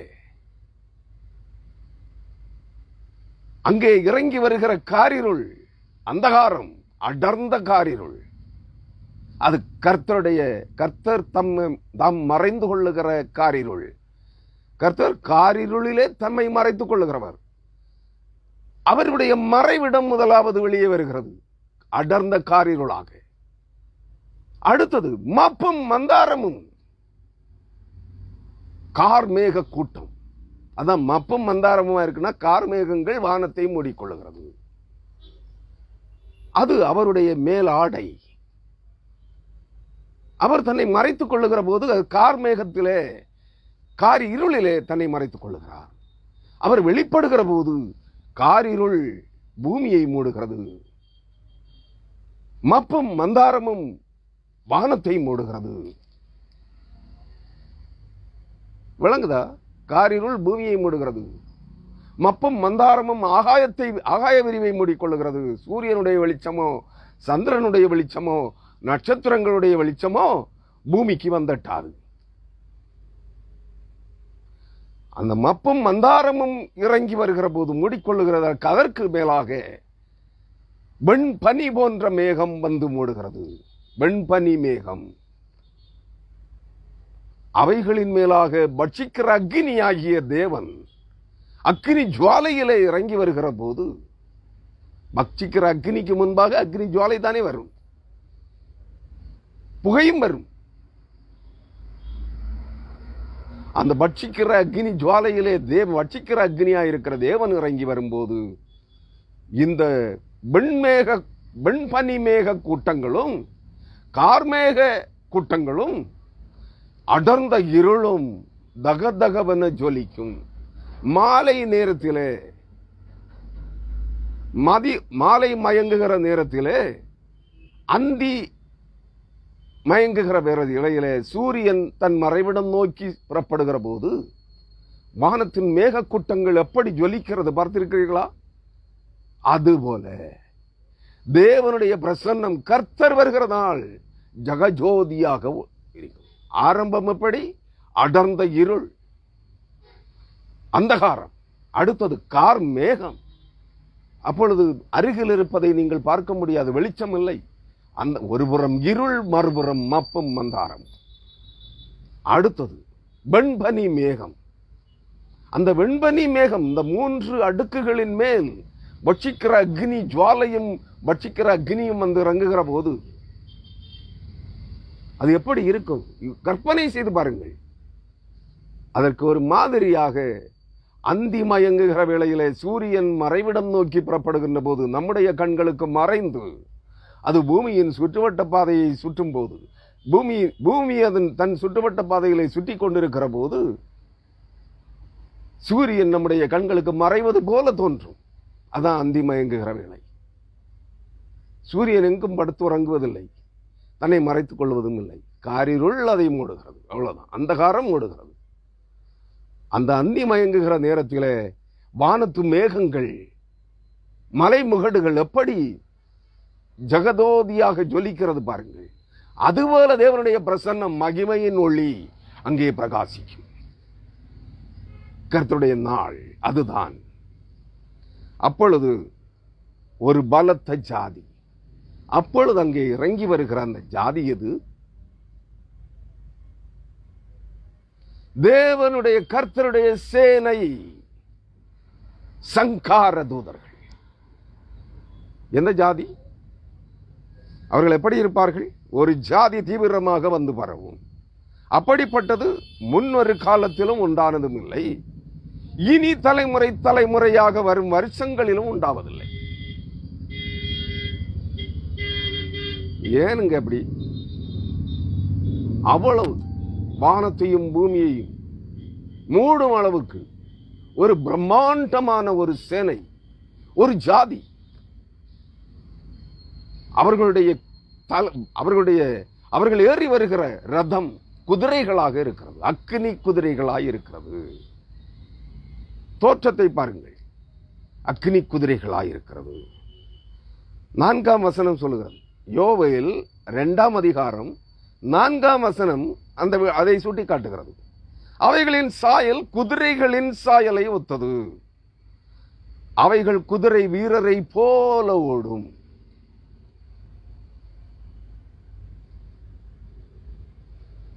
அக்கினியாய் வருகிறவர்கள் யார்? தேவன் தம்முடைய தூதர்களை காற்றுகளாயும் தம்முடைய வல்லமையின் ஊழியக்காரர்களை அக்கினி ஜுவாலைகளாகவும் மாற்றுகிறவர். புரியுதுங்களா உங்களுக்கு? ஏதாகிலும் புரிகிறதா? இல்லையா? இது சாத்தானுடைய சேனை என்று சொல்லுகிறீர்களா? நிச்சயமாக இல்லை. இது கர்த்தருடைய சேனை. எப்படி கொள்ளிவாய் சர்ப்பங்கள் சாத்தானுடைய சேனைகள் அல்லவோ, கொள்ளிவாய் சர்ப்பங்கள் வலு சர்ப்பத்தின் சேனைகள் அல்லவோ, அதுபோல இந்த யோவேல் 2ஆம் அதிகாரம் 2ஆம் வசனம் சுட்டி காட்டுகிற பலத்த ஏராளமான ஒரு ஜாதி குதிரைகளை போல. அவைகள் என்ன செய்கிறது? அக்னியாய் வருகிறது, நெருப்பாய் பட்சிக்கிறது, அக்னி ஜுவாலையை போல கொளுத்துகிறது. 3ஆம் வசனம் சொல்லுகிறது. நான் 3ஆம் வசனத்திற்கு வருவதற்கு முன்பு அந்த ஜாதி எது என்பதை சுட்டிக்காட்ட விரும்புகிறேன். வாருங்கள். அவைகளின் சாயல், தோற்ற வடிவம் எதுபோல இருந்தது? அவைகளுடைய வடிவ தோற்றம் எப்படி இருக்கிறது? குதிரைகளின் சாயலை போல இருந்தது. அவைகள் குதிரை வீரரை போல ஓடுகிறது. நேர எங்க வாங்க, வெளிப்படுத்தின விசேஷம் 9ஆம் அதிகாரம் 12ஆம் வசனத்திற்கு வாருங்கள். நீங்கள் வாசிக்க கேட்ட வெளிப்படுத்தின விசேஷம் 9ஆம் அதிகாரம்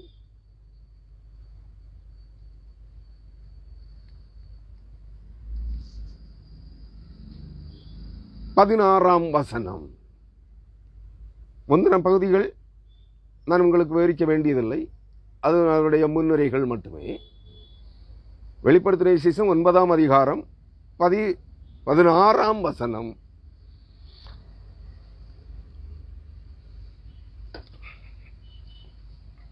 குதிரை சேனைகளாகிய இராணுவங்களின் தொகை 20 கோடியாயிருந்தது. எத்தனை கோடி? 20 கோடியாயிருந்தது. இந்த 20 கோடி சேனைகளுக்கு தலைவர்கள் யார்? 13ஆம் வசனம் சொல்லுகிறது, 6ஆம் தூதன் எக்காளம் ஊதினான். அப்பொழுது தேவனுக்கு முன்பாக இருந்த பொற்பீடத்தின் 4 கொம்புகளிலும் இருந்து ஒரு சத்தம் தோன்றி, எக்காலத்தை பிடித்திருக்கிற 6ஆம் தூதனை நோக்கி, ஐப்பிராத் என்னும் நதி அண்டையிலே கட்டப்பட்டிருக்கிற 4 தூதர்களையும் அவிழ்த்து விடு என்று சொல்ல கேட்டேன். இந்த கட்டப்பட்டிருந்த தூதர்கள் யார்? 4 பேர். அதான் அந்த 4 பேரும் தான் பூமியின் அந்தகார லோகாதிபதிகள் 4 பேரை கட்டுகிறவர்கள். அவர்கள் தங்கள் காலம் வரும் வரை ஐப்பிராத் நதி அண்டையிலே பூமியின் மிகப்பெரிய ஆதி நீரூற்றிலிருந்து புறப்பட்ட தண்ணீர்களின் நதி அண்டையிலே அங்கே ஐப்பிராத் என்று சொல்லப்பட்டிருக்கிறது. ஆனால் ஐப்பிராத் அல்ல, அது இந்திய தேசத்திலே இருக்கிற ஒரு நதி. அந்த நதியின் கரையிலே 4 தேவதூதர்கள் மாயையிலே கட்டப்பட்டிருக்கிறார்கள். நான் என்னுடைய புத்தகங்களிலே பல ஆண்டுகளுக்கு முன்பே இவைகளை எழுதியிருக்கிறேன். ஒரு நதி, ஐப்பிராத் நதி, அது தேவனுடைய தோட்டத்திலிருந்து ஒரு நதி உற்பத்தியாகி பூமியின் ஏதேன் தோட்டத்தை முழுவதும் தண்ணீரால் நிரப்பி தண்ணீரை பாய்ச்சி ஏதேன் தோட்டத்தின் 4 பகுதிகளில் இருந்து பூமியிலே பாய்ந்து சென்ற 4 நதிகள். அதில் ஒன்று தான் ஐப்பிராத். பாபிலோன் வழியாக ஓடிக்கொண்டிருக்கிற நதி ஐப்பிராத் நதி. யூப்ரட்டிஸ் ஒன்று இந்தியாவிலே இமயமலையிலிருந்து ஓடிக்கொண்டிருக்கிறது. இமயமலை அன்று இமயமலையாக இல்லை, பூமியின் தரைக்கு கீழ் இருந்தது ஒரு சிறிய குன்று. நிலநடுக்கம், பூமி அதிர்ச்சிகளால் பல 100,000 ஆண்டுகளுக்கு முன்பு இமயமலை பிரம்மாண்டமாக உயர்ந்தது. அன்று அந்த இன்று இமயமலை இருக்கிற அந்த பகுதியிலிருந்து பாய்ந்தோடி கொண்டிருந்த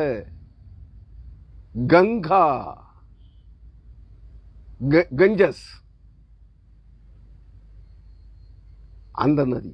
இதற்கு வேதாகமத்தில் வேறொரு பெயர் இருக்கும், அந்த பெயரை மறந்து விட்டேன். ஆதியாகமத்தை படித்து பாருங்கள். அந்த நதி அது ஓடுகிற பகுதிகளிலே தங்கமும் ரத்தினங்களும் புத்தலாக்கும் விளையும். அதுதான் கஞ்சஸ், அதாவது கங்கை நதி. இவர்கள் சொல்லுகிற ஆகாய கங்கை, இமயமலையின் உச்சியிலிருந்து புறப்படுகிற கங்கை. அந்த நதி புறப்பட்டு வந்தது பூமியிலே ஏதேன் தோட்டத்தின் ஒரு ஓரத்திலிருந்து அந்த பகுதி வழியாக பாய்ந்தது வெளியேறிய தண்ணீர். அந்த தண்ணீர் இன்று பாய்ந்த பகுதி இமயமலையாக உயர்ந்து நிற்கிறது. உலகத்தின் மிக பயங்கரமான உயர்ந்த மலையாக உயர்ந்து நிற்கிறது. நன்றாக புரிந்து கொள்ள வேண்டும். அது ஜீவ நதிகளில் ஒன்று. நான் மட்டுமல்ல சொல்லுகிறேன், ஆன்டிகுட்டிஸ் ஆஃப் ஜூஸ், யூதர்களின் வரலாற்றை தொகுத்த யூதனாகிய பிளேவியஸ் யூசிபர் எழுதுகிறார், அந்த 4 ஜீவ நதிகளில் ஒன்று இந்தியாவிலே ஓடிக்கொண்டிருக்கிற கங்கை என்கிறார்.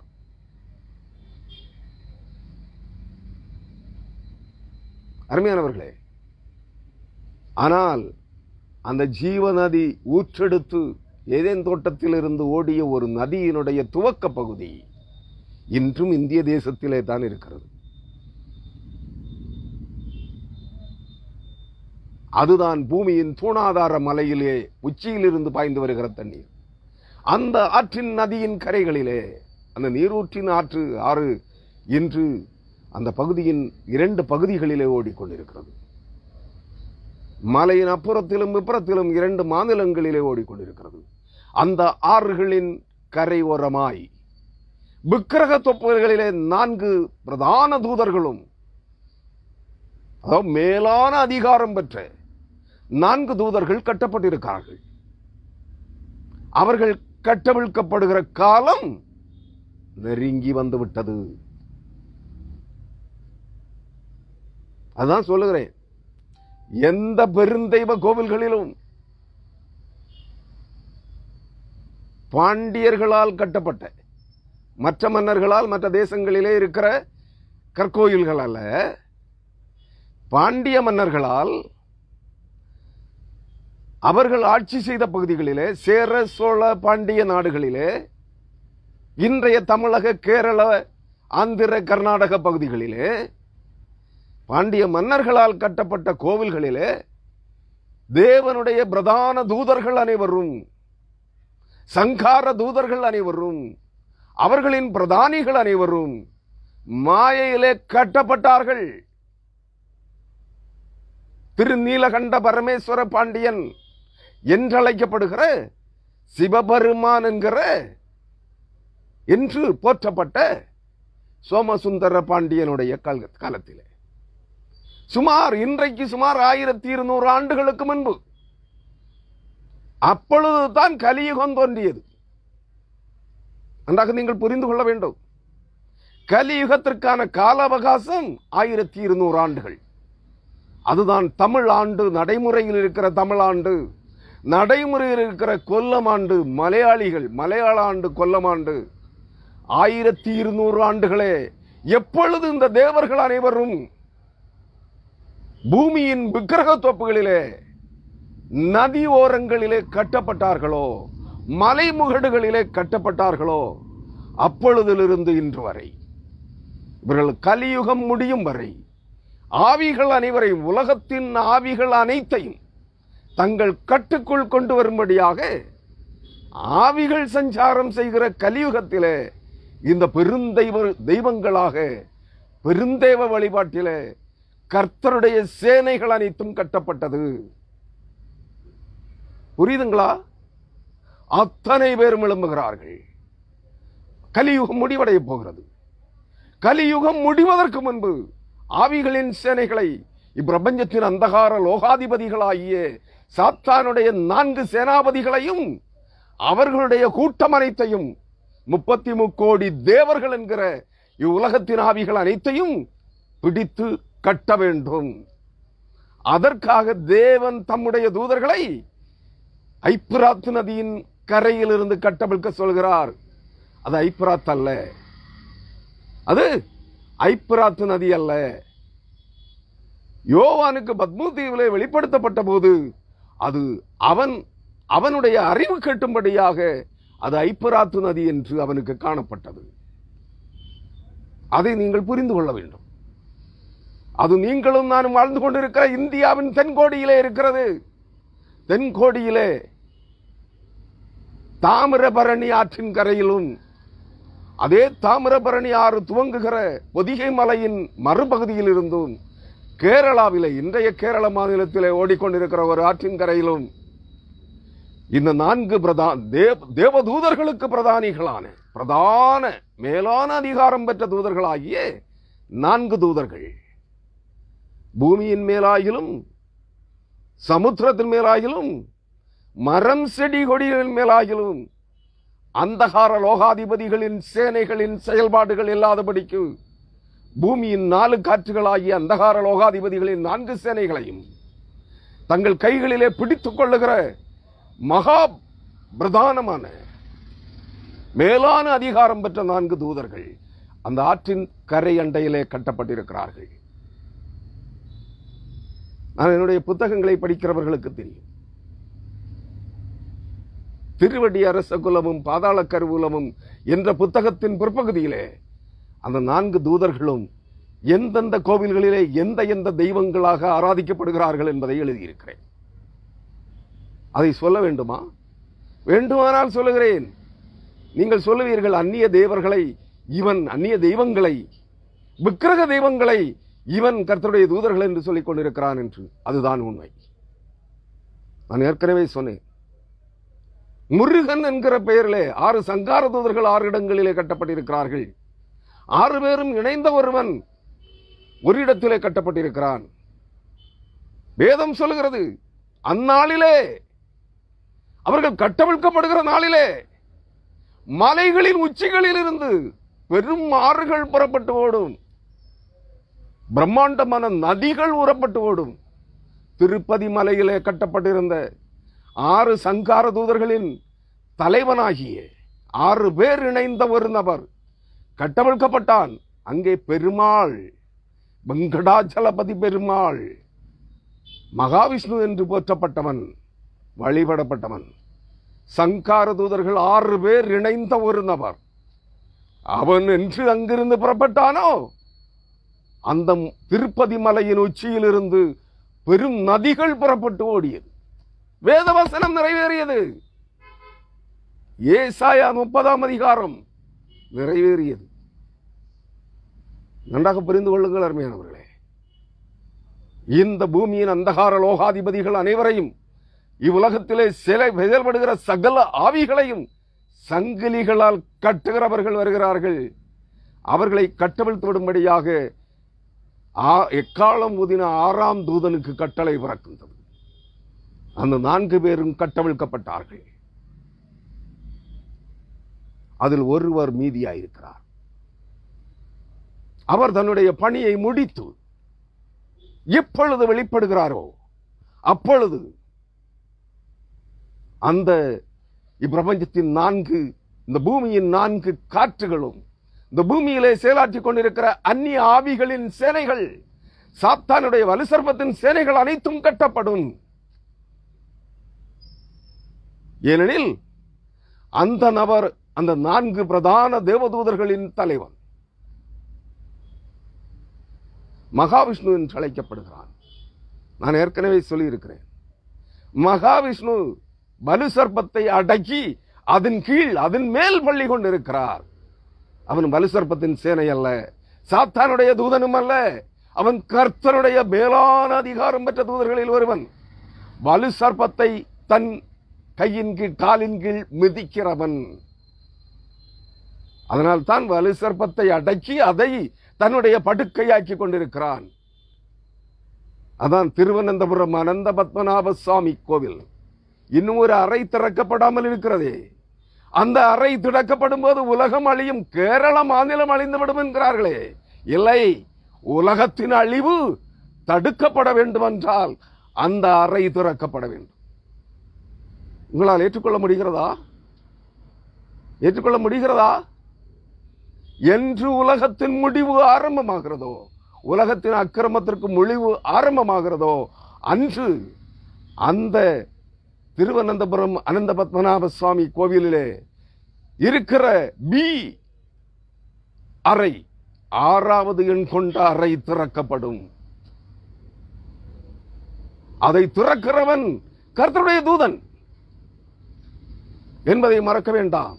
அவன் என்று எழும்புகிறானோ அன்று பூமியின் அந்தகார லோகாதிபதிகளின் சக்திகள் அனைத்தும் கட்டப்படும். விக்கிரக தோப்புகள் எல்லாம் அழித்து ஒழிக்கப்படும். எல்லாம் தானாகவே அழிந்து நிர்மூலமாகிவிடும். அந்நிய ஆவிகள், அசுத்த ஆவிகள் எல்லாம் ஓட ஆரம்பிக்கும். புரிந்து கொள்ளுங்கள், கர்த்தருடைய நாள் வருகிறது. அந்த நாள் சமீபமாயிருக்கிறது. அதை விரும்பி தேடுகிறவர்களுக்கு ஐயோ. அவர்கள் சொல்லுகிறார்கள், அந்த அறையை நாங்கள், எங்கள் குடும்பமே அழிந்தாலும் நாங்கள் திறக்க அனுமதிக்க மாட்டோம் என்று. யார்? தங்களை ராஜவம்சம் என்று அழைத்துக் கொண்டிருக்கிற கிபியோனிய அடிமைகளின் கூட்டம். கோவில் அடிமைகள், கோவில் பணிமக்கர் பிரிவு கிபியோனியர்களின் கூட்டம் சொல்லிக் கொண்டிருக்கிறார்கள். ஆரியர்களோடு சேர்ந்து சொல்லிக் கொண்டிருக்கிறார்கள், அந்த அறையை நாங்கள் திறக்க அனுமதிக்க மாட்டோம். அவன் கர்த்தருடைய தூதனாக வருகிற பொழுது இவர்களெல்லாம் நடுங்குவார்கள். அவர்கள் சொல்லிக் கொள்ளுகிறார்கள், எங்கள் உன்னதமான கடவுள் என்று. இல்லை, அவன் கடவுள் அல்ல. கடவுளுடைய சிங்காசனத்தை சுமக்கிற 4 ஜீவன்களில் ஒருவன். அவன் மேலான அதிகாரம் பெற்ற கர்த்தருடைய தூதன். சாத்தானுடைய சேனைகளையும் சாத்தானையும் வலுசர்ப்பத்தையும் பிடித்து சங்கிலிகளில் கட்ட அதிகாரம் உள்ளவன் என்பதை புரிந்து கொள்ளுங்கள். அது என்று நிகழுகிறதோ அன்று இந்த உலகத்தின் அக்கிரமத்திற்கு முடிவு ஆரம்பமாகிறது என்பதை மறந்து போக வேண்டாம். அவர்களுடைய சேனைகள் தான் 20 கோடி.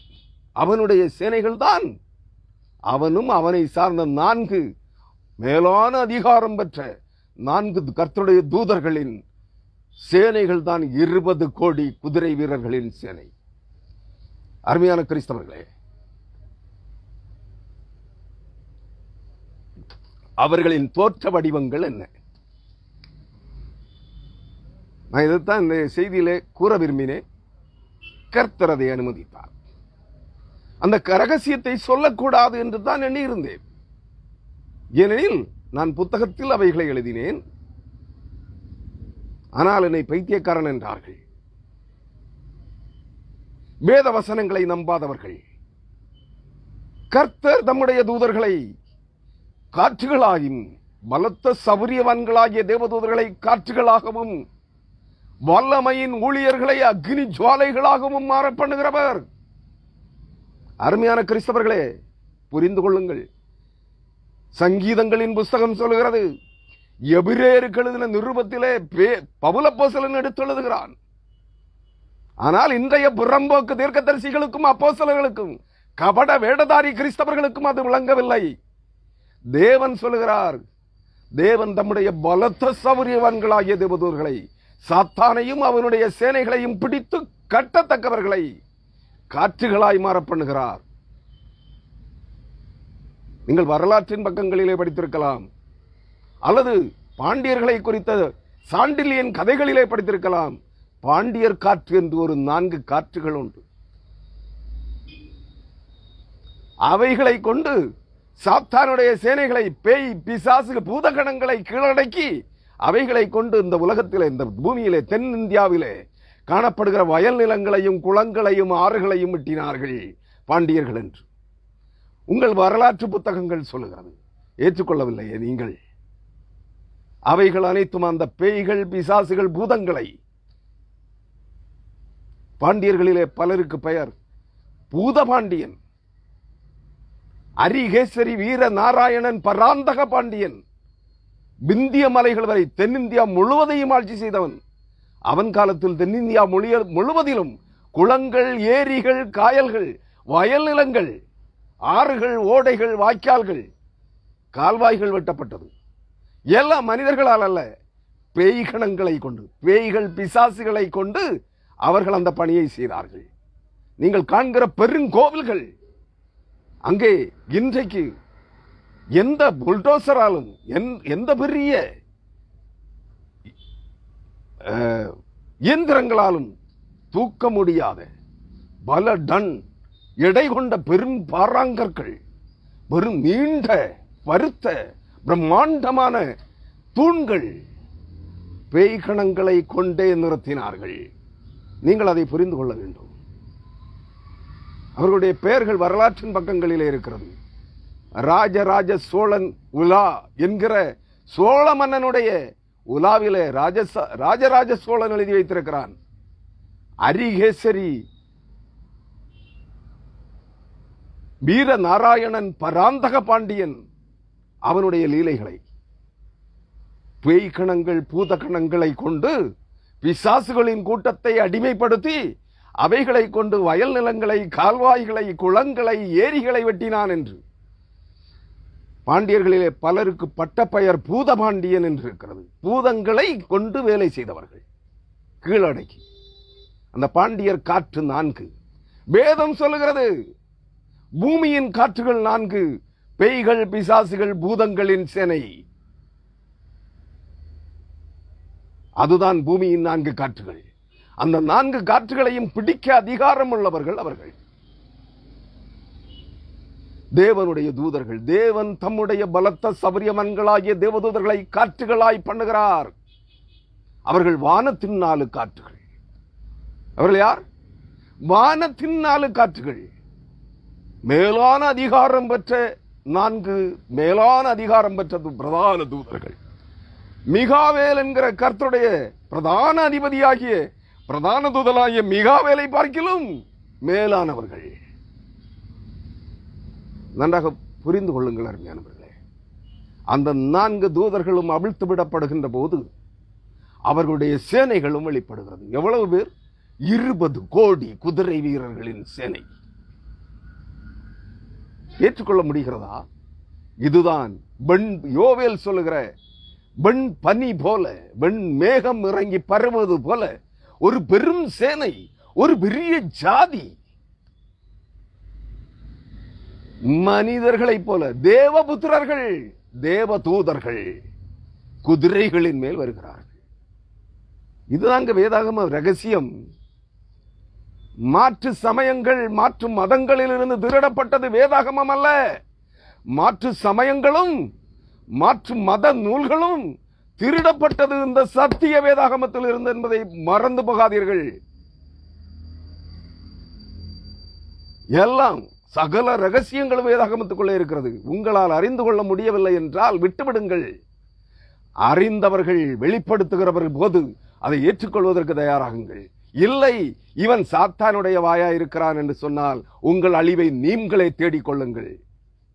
நீங்கள் அந்தி கிறிஸ்துவையும் அந்தி கிறிஸ்துவை கிறிஸ்து என்றும் சாத்தானை வலு சர்ப்பத்தை தேவன் என்றும் சொல்லுகிறவர்களாயிற்றே. நீங்கள் சாத்தானுடைய சந்ததி ஆயிற்றே.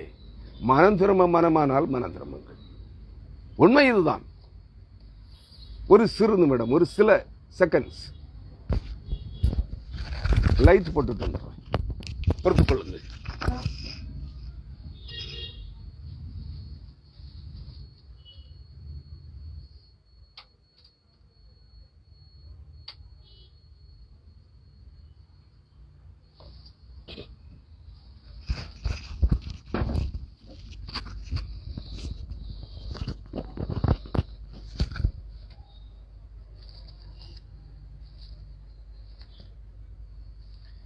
அந்த 20 கோடி சேனை என்ன சொல்லுகிறது? வெளிப்படுத்தின விசேஷம் 9ஆம் அதிகாரம் 16ஆம் வசனம், குதிரை சேனைகளாகிய இராணுவங்களின் தொகை 20 கோடியாயிருந்தது. அவைகளின் தொகையை சொல்ல கேட்டேன். 20 கோடி.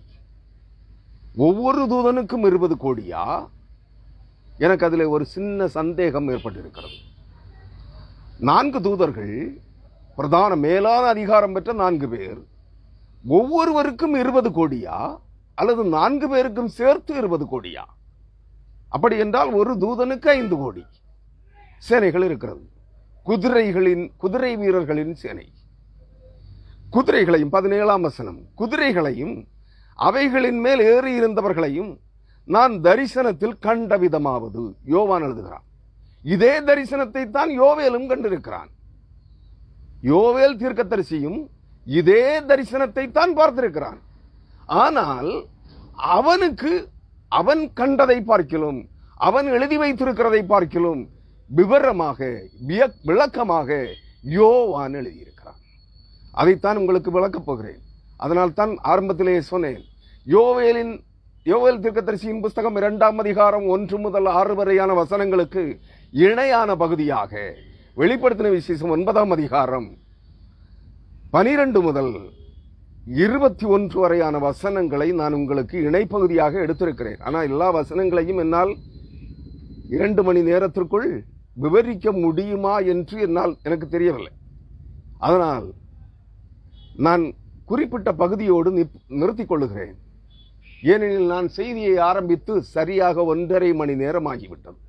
இன்னும் அரை மணி நேரத்திற்குள் எவ்வளவு விவரிக்க முடியுமோ அத்தனை வசனங்களை விவரித்துவிட்டு பிற்பகுதியை அடுத்த ஞாயிறு, வருகின்ற ஞாயிறு, கிறிஸ்து பிறப்பு பண்டிகைக்கும்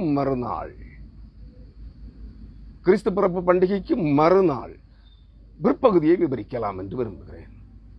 ஏற்றுக்கொள்வீர்கள், அதை ஒத்துக்கொள்வீர்கள் என்று நம்புகிறேன். அருமையானவர்களே, இப்பொழுது நான் இந்த அரை மணி நேரத்துக்குள்ளே இந்த 2 வசனங்களையும், யோவேல் 2ஆம் அதிகாரம் 1ஆம் வசனத்தையும், இந்த வெளிப்படுத்தின விசேஷம் 9ஆம் அதிகாரம் 17ஆம் வசனத்தையும், 17, 18 வசனங்களையும் 17ஆம் வசனத்தையும் விவரிக்க முடியுமானால் விவரித்துவிட்டு இன்றைய செய்தியை முடிவுக்கு கொண்டு வருகிறேன். எனவே சரியாக 2 மணி நேரம் ஆகிவிடும். அதற்கு மேல் தாங்கி பொறுத்துக் கொள்ள மாட்டீர்கள். என்னாலும் அதை டவுன்லோட் செய்து யூடியூப்ல அப்லோட் பண்ண முடியாது. இந்த செய்தி 2 மணி நேரத்துக்கு மேலே இருந்துச்சுன்னா ரொம்ப கஷ்டம். அதனாலே செய்தியை நிறைவுக்கு கொண்டு வர விரும்புகிறேன். கேளுங்கள்.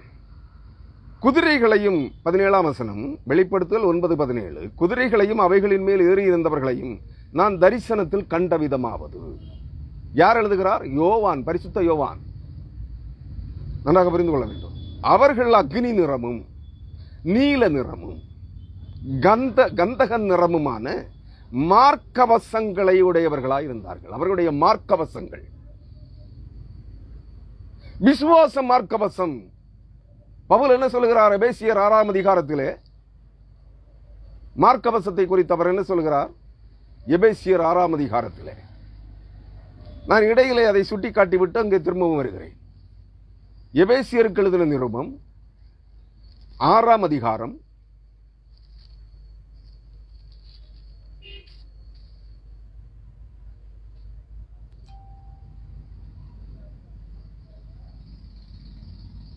14ஆம் வசனம். 14ஆம் வசனம். சத்தியம் என்னும் கச்சையை உங்கள் அறையில் கட்டினவர்களாயும் தேவனுடைய நீதி என்னும் மார்க்கவசத்தை தரித்தவர்களாயும். நீங்கள் சாத்தானுக்கும் அவர் என்ன சொல்லுகிறார்?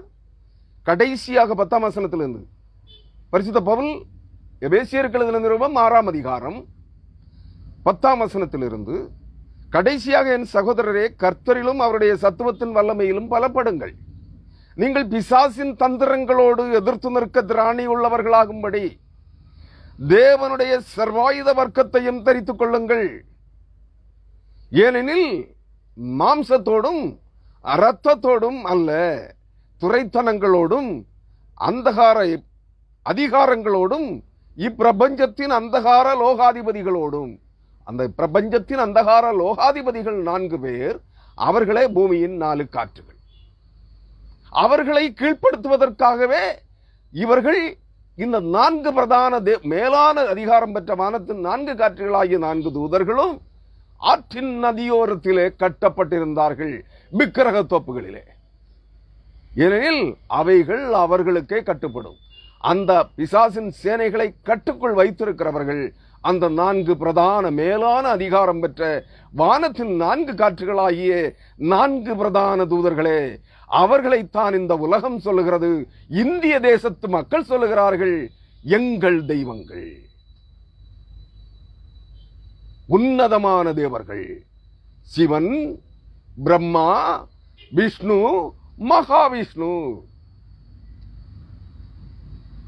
முப்பெரும் தேவர்களும் அந்த 3 பேரின் அதிகாரங்களை தன் கையிலே எடுத்துக்கொண்டிருக்கிற 4வது நபரும்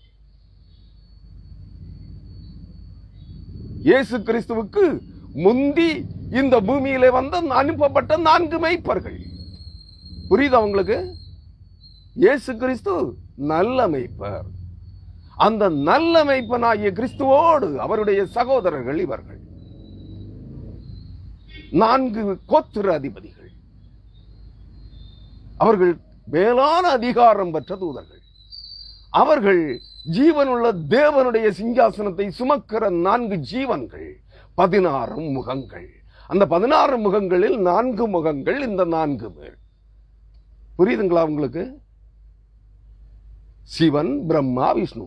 நான் பெயர்களை சொல்லுகிறேன், இந்த இடத்திலே சொல்லுகிறேன். முதல் நபர் திருவனந்தபுரத்திலே அனந்த பத்மநாப சுவாமியாக, அனந்தன் காட்டிலே அனந்தன் என்கிற 1000 தலை கொண்ட பாம்பின் மேல் பாம்பை தன் படுக்கையாக்கி அதன் மேல் அமர்ந்திருக்கிறார் அல்லது படுத்திருக்கிறார். மகாவிஷ்ணு என்ற பெயரிலே. அவர் பிரபஞ்சத்தின் தேவன் அல்ல, மேலான அதிகாரம் பெற்ற கர்த்தருடைய தூதன், தூதர்களில் பிரதானமானவர். 2வது நபர் அனந்த பார்த்திப பெருமாள். கன்னியாகுமரி மாவட்டத்தில் முன்சிறை அருகாமையில் அனந்த பார்த்திப பெருமாள் கோவிலிலே நின்ற நிலையிலே அங்கே பாம்பை தன் காலின் கீழ் மிதித்த நிலையிலே நின்று கொண்டிருப்பார். புரிந்து கொள்ள வேண்டும் நீங்கள். 3வது நபர் திருவட்டார். நான் இதை பேசிக் கொண்டிருக்கிறேன் உங்களுக்கு முன்பாக. நான் வசிக்கிற ஆற்றூருக்கு சற்று 1 கிலோமீட்டர் தொலைவில் இருக்கிற திருவட்டார் ஆதிகேசவ பெருமாள் 3வது நபர். 4வது நபர் சுசீந்திரம். இதே கன்னியாகுமரி மாவட்டத்திலே சுசீந்திரம் பகுதியிலே தானுமாலய பெருமாள் என்று அங்கு ஒருவர் இருக்கிறார். ஆக 4 பேரும் 4 நதிகள் அண்டையிலே, ஆற்றின் அண்டையிலே, இதே தாமிரபரணி ஆற்றினுடைய கிளை நதிகளின் அருகாமையிலே விக்கிரக தோப்புகளிலே கட்டப்பட்டிருக்கிறார்கள். இந்த 4 பேரும் கட்டவிழ்க்கப்பட்டு ஒருமித்து எப்பொழுது எழும்பி வருகிறார்களோ அப்பொழுது சாத்தானுடைய 4 அந்தகார லோகாதிபதிகளும், இதே பிசாசின் இப்பிரபஞ்சத்தின் அந்தகார லோகாதிபதிகளாகிய 4 பேரையும் அவர்கள் தங்கள் கைகளிலே பிடித்துக் கொள்ளுவார்கள். ஏனைய தேவனுடைய தூதர்கள் அனைவரும் விடுவிக்கப்பட்டாயிற்று. அனைவரும் சங்கார தூதர்கள் அனைவரும் விடுதலையாக்கப்பட்டாயிற்று. அதுதான் நீங்கள் உங்கள் இந்த பிராணங்கள் சொல்லுகிற சிவபெருமான் பேய்கள் பிசாசுகள் பூதங்களின் கணங்களுக்கு தலைவனாக கணபதியையும் அசுத்தாவியை யானை தலையை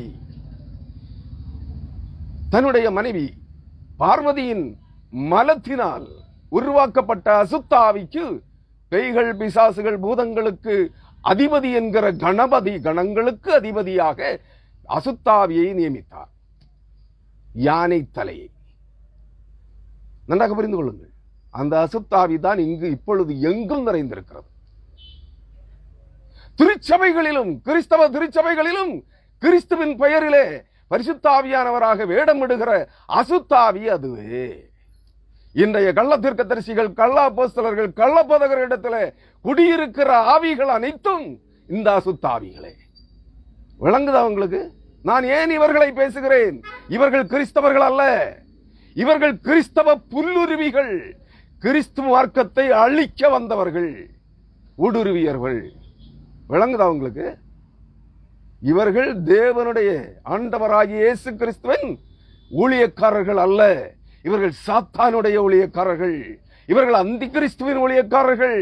இவர்கள் அசுத்த ஆவிகளை கொண்டு தங்களை தீர்க்கதரிசிகளாக அப்போஸ்தலர்களாக பிரசங்கியார்களாக மாற்றிக் கொண்டிருக்கிறார்கள். தேவனுடைய ஜனங்களை வஞ்சித்து மோசம் போக்கிக் கொண்டிருக்கிறார்கள். சிவபெருமான் என்ன செய்தார்? உன்னதமான தேவனுடைய ஆசாரியன். யாரவன்? சிவபெருமான் கடவுள் அல்ல, ஆணித்தரமாக சொல்லுகிறேன். உன்னதமான தேவனுடைய ஆசாரியனாயிருந்தவன் அவன் 4வது சேனையை யார் கையிலே ஒப்படைத்தான்? தூதர்களின் கூட்டம், தேவர்களின் சேனையை. அவர்களைத்தான் தேவர்கள் என்று நீங்கள் சொல்லுகிறீர்கள். உங்கள் இந்து புராணங்கள் சொல்லுகிறது தேவர்கள் என்று. அந்த தேவர்களின் சேனையை முருகனிடத்திலே ஒப்படைத்தான், கந்தனிடத்திலே. கந்தன் முருகன் ஆறுவடையப்பன். புரியுதா உங்களுக்கு? முருகன் அழகன், அவனிடத்திலே ஒப்படைத்தான். தேவர்களுக்கு தலைவன் அவன், கந்தன் முருகன். அந்த தேவர்களுக்கு தலைவன் தான் அனந்த பத்மநாபனாக திருவனந்தபுரத்திலே வள்ளி கொண்டிருக்கிறான். யார்? கந்தன் உதயணன் பெரிய உத்தம பாண்டியன். அவனுடைய உண்மை பெயர். அனந்த பத்மநாபன் என்பது அவனுடைய பட்ட பெயர். விளங்குதா? கந்தன் உதயணன் பெரிய உத்தம பாண்டியன். 6 சங்கார தூதர்களுக்கு தூதர்களின் அதிகாரத்தை தன் கையிலே வைத்துக் கொண்டிருக்கிறவன். அவன் கட்டவிழ்க்கப்பட்டு எழும்புகிற போது இப்பிரபஞ்சத்தின் அக்கிரமத்திற்கு முடிவு கட்டப்படும். அவன் தன்னுடைய பிசாசின் சேனைகளை தன் கையிலே பிடித்துக் கொண்டு அவர்கள் 4 பேருமாக பூமியின் 4 அந்தகார லோகாதிபதிகளின் வல்லமைகளையும் தங்கள் கைகளிலே பிடித்துக் கொண்டு எழும்புவார்கள். அதுதான் வெளிப்படுத்தின விசேஷம் 7ஆம் அதிகாரம் 1, 2 ஆகிய வசனங்கள் நிறைவேறுதல். அன்று இந்த உலகத்தின் அக்கிரமத்திற்கு முடிவு. அன்று கர்த்தருடைய நாள் ஆரம்பமாகிறது. எப்பொழுது பிசாசின் சேனைகள் கட்டப்படுகிறதோ அப்பொழுது கர்த்தர் இறங்கி வருவார், தம்முடைய சேனைகளோடு இறங்கி வருவார்.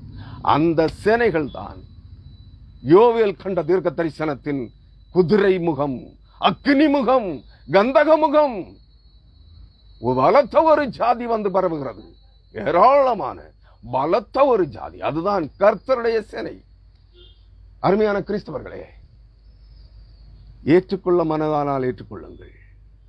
அவர் சொல்லுகிறார், பரிசுத்த பேதுரு எபேசியர் 6, அந்தகார லோகாதிபதிகளோடும் வான மண்டலங்களில் உள்ள பொல்லாத ஆவிகளின் சேனைகளோடும் நமக்கு போராட்டம் உண்டு.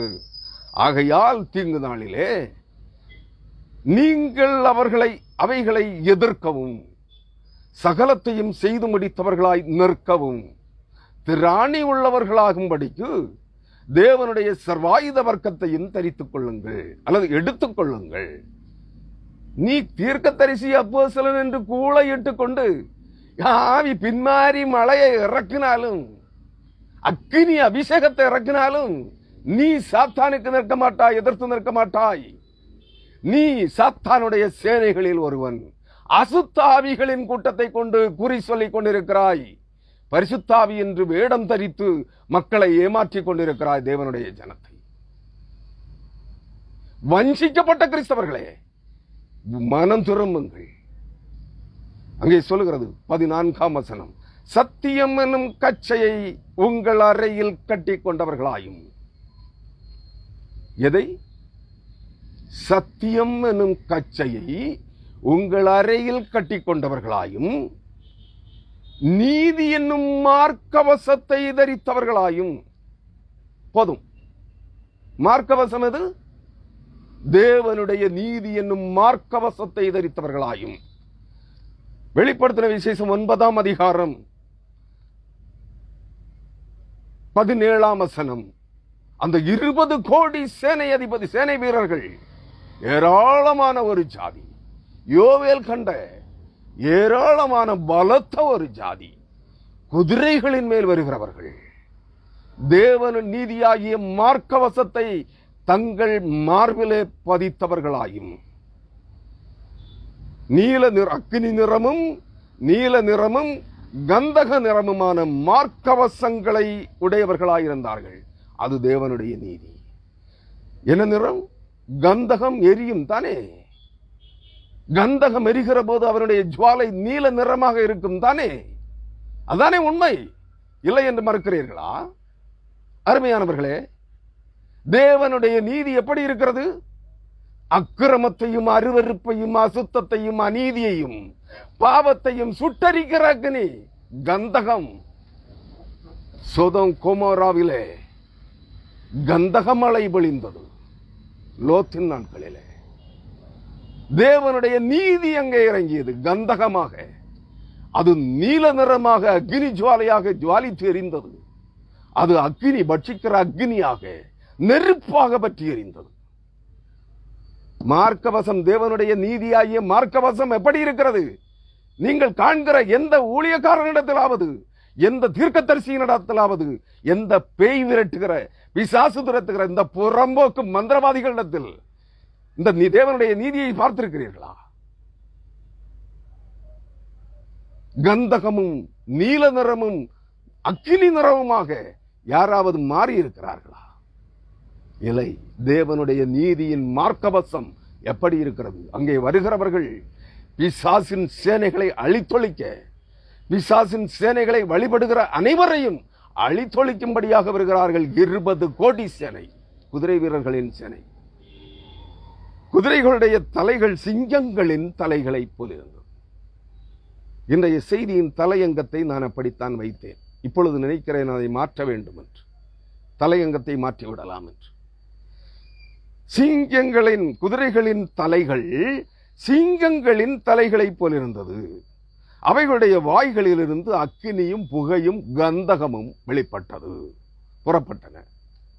அவர்களுடைய மார்க்கவசங்கள் எப்படி இருக்கிறது? அவர்கள் தேவனுடைய சேனாபதிகளாகிய சேனை வீரர்கள், குதிரை சேனைகளிலே வருகிற வீரர்கள் என்ன செய்கிறார்கள்? மார்க்கவசங்கள், தேவனுடைய நீதியாகிய மார்க்கவசத்தை தரித்திருக்கிறார்கள். அது எதுவாக இருக்கிறது? கந்தகமாக, அக்னியாக, நீல நிறமாக இருக்கிறது. இவர்களுடைய வாயிலிருந்து என்ன புறப்படுகிறது? அந்த குதிரைகளின் வாயிலிருந்து என்ன புறப்படுகிறது?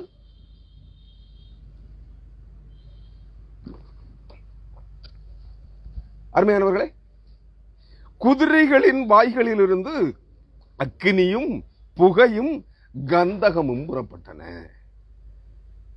அவைகளுடைய 18ஆம் வசனம், அவைகளுடைய வாய்களிலிருந்து புறப்பட்ட புகை கந்தகம் என்னும் இம்மூன்றினாலும் மனுஷரில் 1/3 கொல்லப்பட்டார்கள்.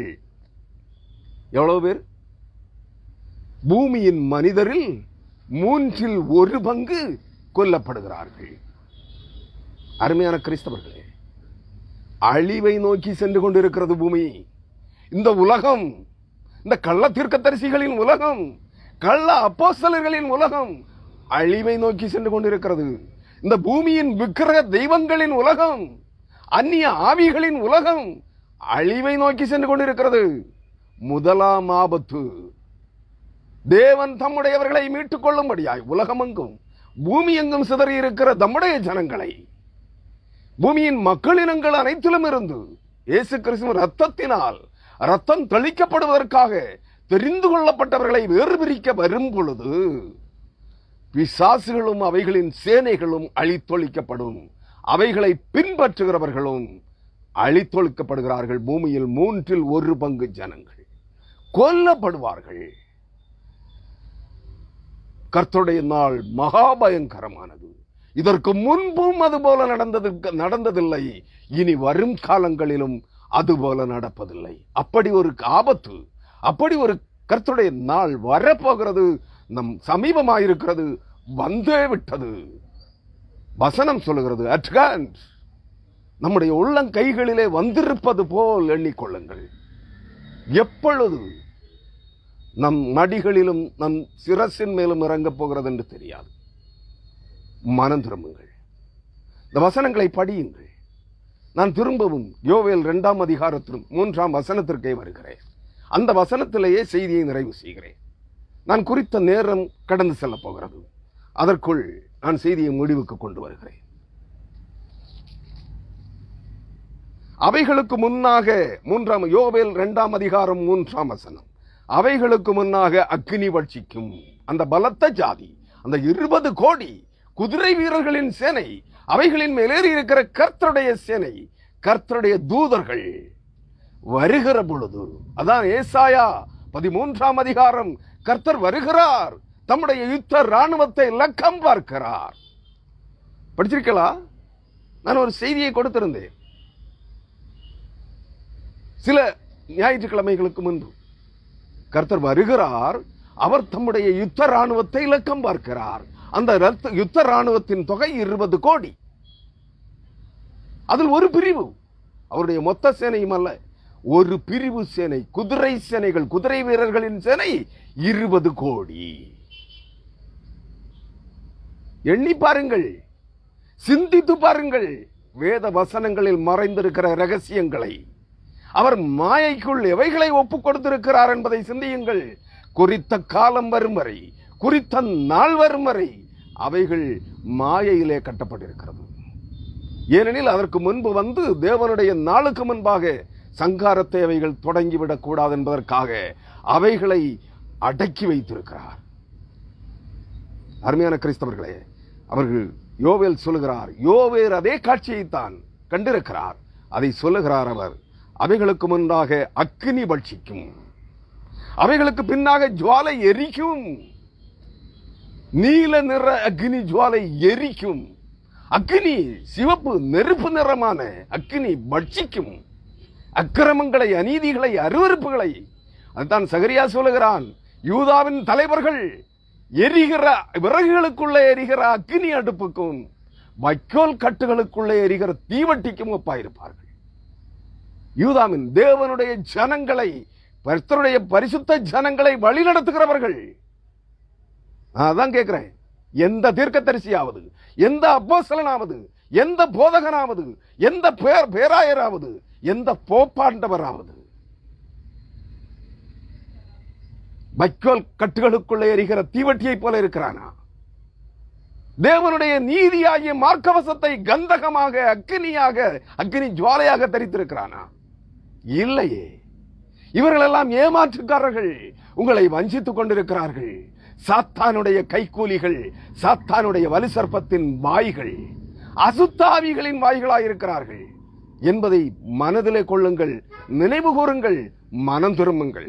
அவர் சொல்லுகிறார், அவைகளுக்கு முன்னாக தேசம் ஏதேன் தோட்டத்தை போல மிக செழிப்பாக இருக்கிறது, இருந்தது, இருக்கிறது. இப்பொழுது இந்த உலகம், இந்த பூமி செழிப்பான தேசமாயிருக்கிறது, பூமியாயிருக்கிறது.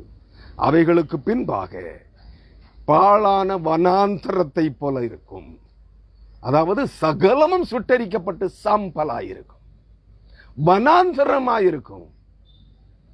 இஸ்ரவேலர்கள் சீன் வனாந்தரத்திலே 40 ஆண்டுகள் குடியிருந்தார்கள். அருமையான கிறிஸ்தவர்களே, இப்பொழுது இந்த பூமி ஏதேன் தோட்டத்தை போல் இருக்கிறது, ஆனால் செழிப்புள்ள பூமியாயிருக்கிறது. ஆனால் அந்த முதலாம் ஆபத்து, கர்த்தருடைய நாள் வருகிற போது, இந்த 20 கோடி யுத்த சேனைகளாகிய கர்த்தருடைய தூதர்கள் பலத்த ஒரு ஜாதியாய் குதிரைகளின் மேல் சிங்க தலைகளும் குதிரையின் சாயலும் அக்கினி நிறமும் கந்தகமும் பட்சிக்கிற அக்னி ஜுவாலையுமாய் அவர்கள் கடந்து வருகிற போது இந்த பூமி சுட்டரிக்கப்பட்டு சுடுகாடாய் மாற்றப்படும், வனாந்தரமாயிருக்கும். அவைகளுக்கு பின்பாக வனாந்தரத்தை போல இருக்கும், அவைகளுக்கு ஒன்றும் தப்பி போவதில்லை. எவ்வளவு பேர் சாகடிக்கப்படுகிறார்கள்? யோவான் வெளிப்படுத்தல் 9ஆம் அதிகாரத்தில் 1/3 ஜனம், சுமார் 250 கோடி. நீங்கள் இன்றைய உலக ஜனத்தொகையை கணக்கு பார்க்க வேண்டும். இந்த பூமியின் ஒட்டுமொத்த ஜனத்தொகையை கணக்கு பாருங்கள், சென்சஸ் புள்ளி விவரங்களை எடுத்து பாருங்கள். நான் சொல்வது பொய்யா? 250 கோடி ஜனங்கள் அழிக்கப்படுவார்கள். கர்த்தருடைய நாள் மகாபயங்கரமாயிருக்கிறது. அது மப்பும் மந்தாரமுமாயிருக்கிறது, அது அந்தகாரமும் இருளுமாயிருக்கிறது, அது பட்சிக்கிற அக்னியாய் இறங்கி வருகிறது. மறந்து போகாதிருங்கள் கிறிஸ்தவர்களே, நான் கிறிஸ்தவன், நான் அப்போஸ்தலன், நான் அபிஷேகம் பெற்றவன், நான் தீர்க்கதரிசி, நான் பரிசுத்த ஆவியை வியாபாரம் செய்கிறேன் என்று கூறிக்கொண்டிருக்கிற புறம்போக்கு தீர்க்கதரிசிகளே, அப்போஸ்தலர்களே, போதகர்களே, பிரசங்கியார்களே, வெளிப்படையுங்கள், மனம் திரும்புங்கள். ஜனங்களை, பூமியின் மக்கள் இனங்களை ஏமாற்றியது போதும், வஞ்சித்தது போதும். உங்கள் ஆத்துமாக்களை தப்பித்துக் கொள்ள வேண்டும் என்றால், சங்காரத்தில் இருந்து தப்பித்துக் கொள்ள வேண்டும் என்றால், கர்த்தருடைய நாளிலே கர்த்தரை சந்திக்க ஆயத்தப்படுங்கள். எல்லாவற்றையும் விட்டு விலகி மனம் திரும்பி கர்த்தரையிலே வாருங்கள். கர்த்தர் தாமே இந்த வார்த்தைகளை உங்களுக்கு வேத வசன ஆதாரங்களின் மூலமாய் வெளிப்படுத்தி கற்பிப்பாராக. ஆமேன். இதனுடைய பிற்பகுதியை அடுத்த ஞாயிற்றுக்கிழமை இதே நாளிலே இதே வேளையிலே உங்களோடு பகிர்ந்து கொள்ள விரும்புகிறேன். விருப்பமானவர்கள், இது சத்தியம், வேதாகமத்தின் ஆழமான மறைக்கப்பட்டிருக்கிற ரகசியம் என்று நீங்கள் நம்புகிறீர்கள் என்றால், ஏற்றுக்கொள்வீர்களானால், அடுத்த ஞாயிற்றுக்கிழமை வரை இந்த செய்தியினுடைய பிற்பகுதிக்காக காத்திருங்கள். கர்த்தர் உங்களை நடத்துவார். ஆமேன். கர்த்தருடைய பரிசுத்த நாமத்திற்கு மகிமை உண்டாகட்டும். ஹல்லேலூயா. அவருடைய சமாதானம் கர்த்தர் நம்மை சந்திக்கும் வரை நம்மோடு இருக்க கடவுது என்று உங்களை ஆசீர்வதிக்கிறேன். கர்த்தராகிய இயேசு கிறிஸ்துவின் நாமத்திலே. கர்த்தர் தாமே இந்த வார்த்தைகளை உங்களுக்கு பயனுள்ளதாக மாற்றி தருவாராக. ஆமேன். ஹல்லேலூயா.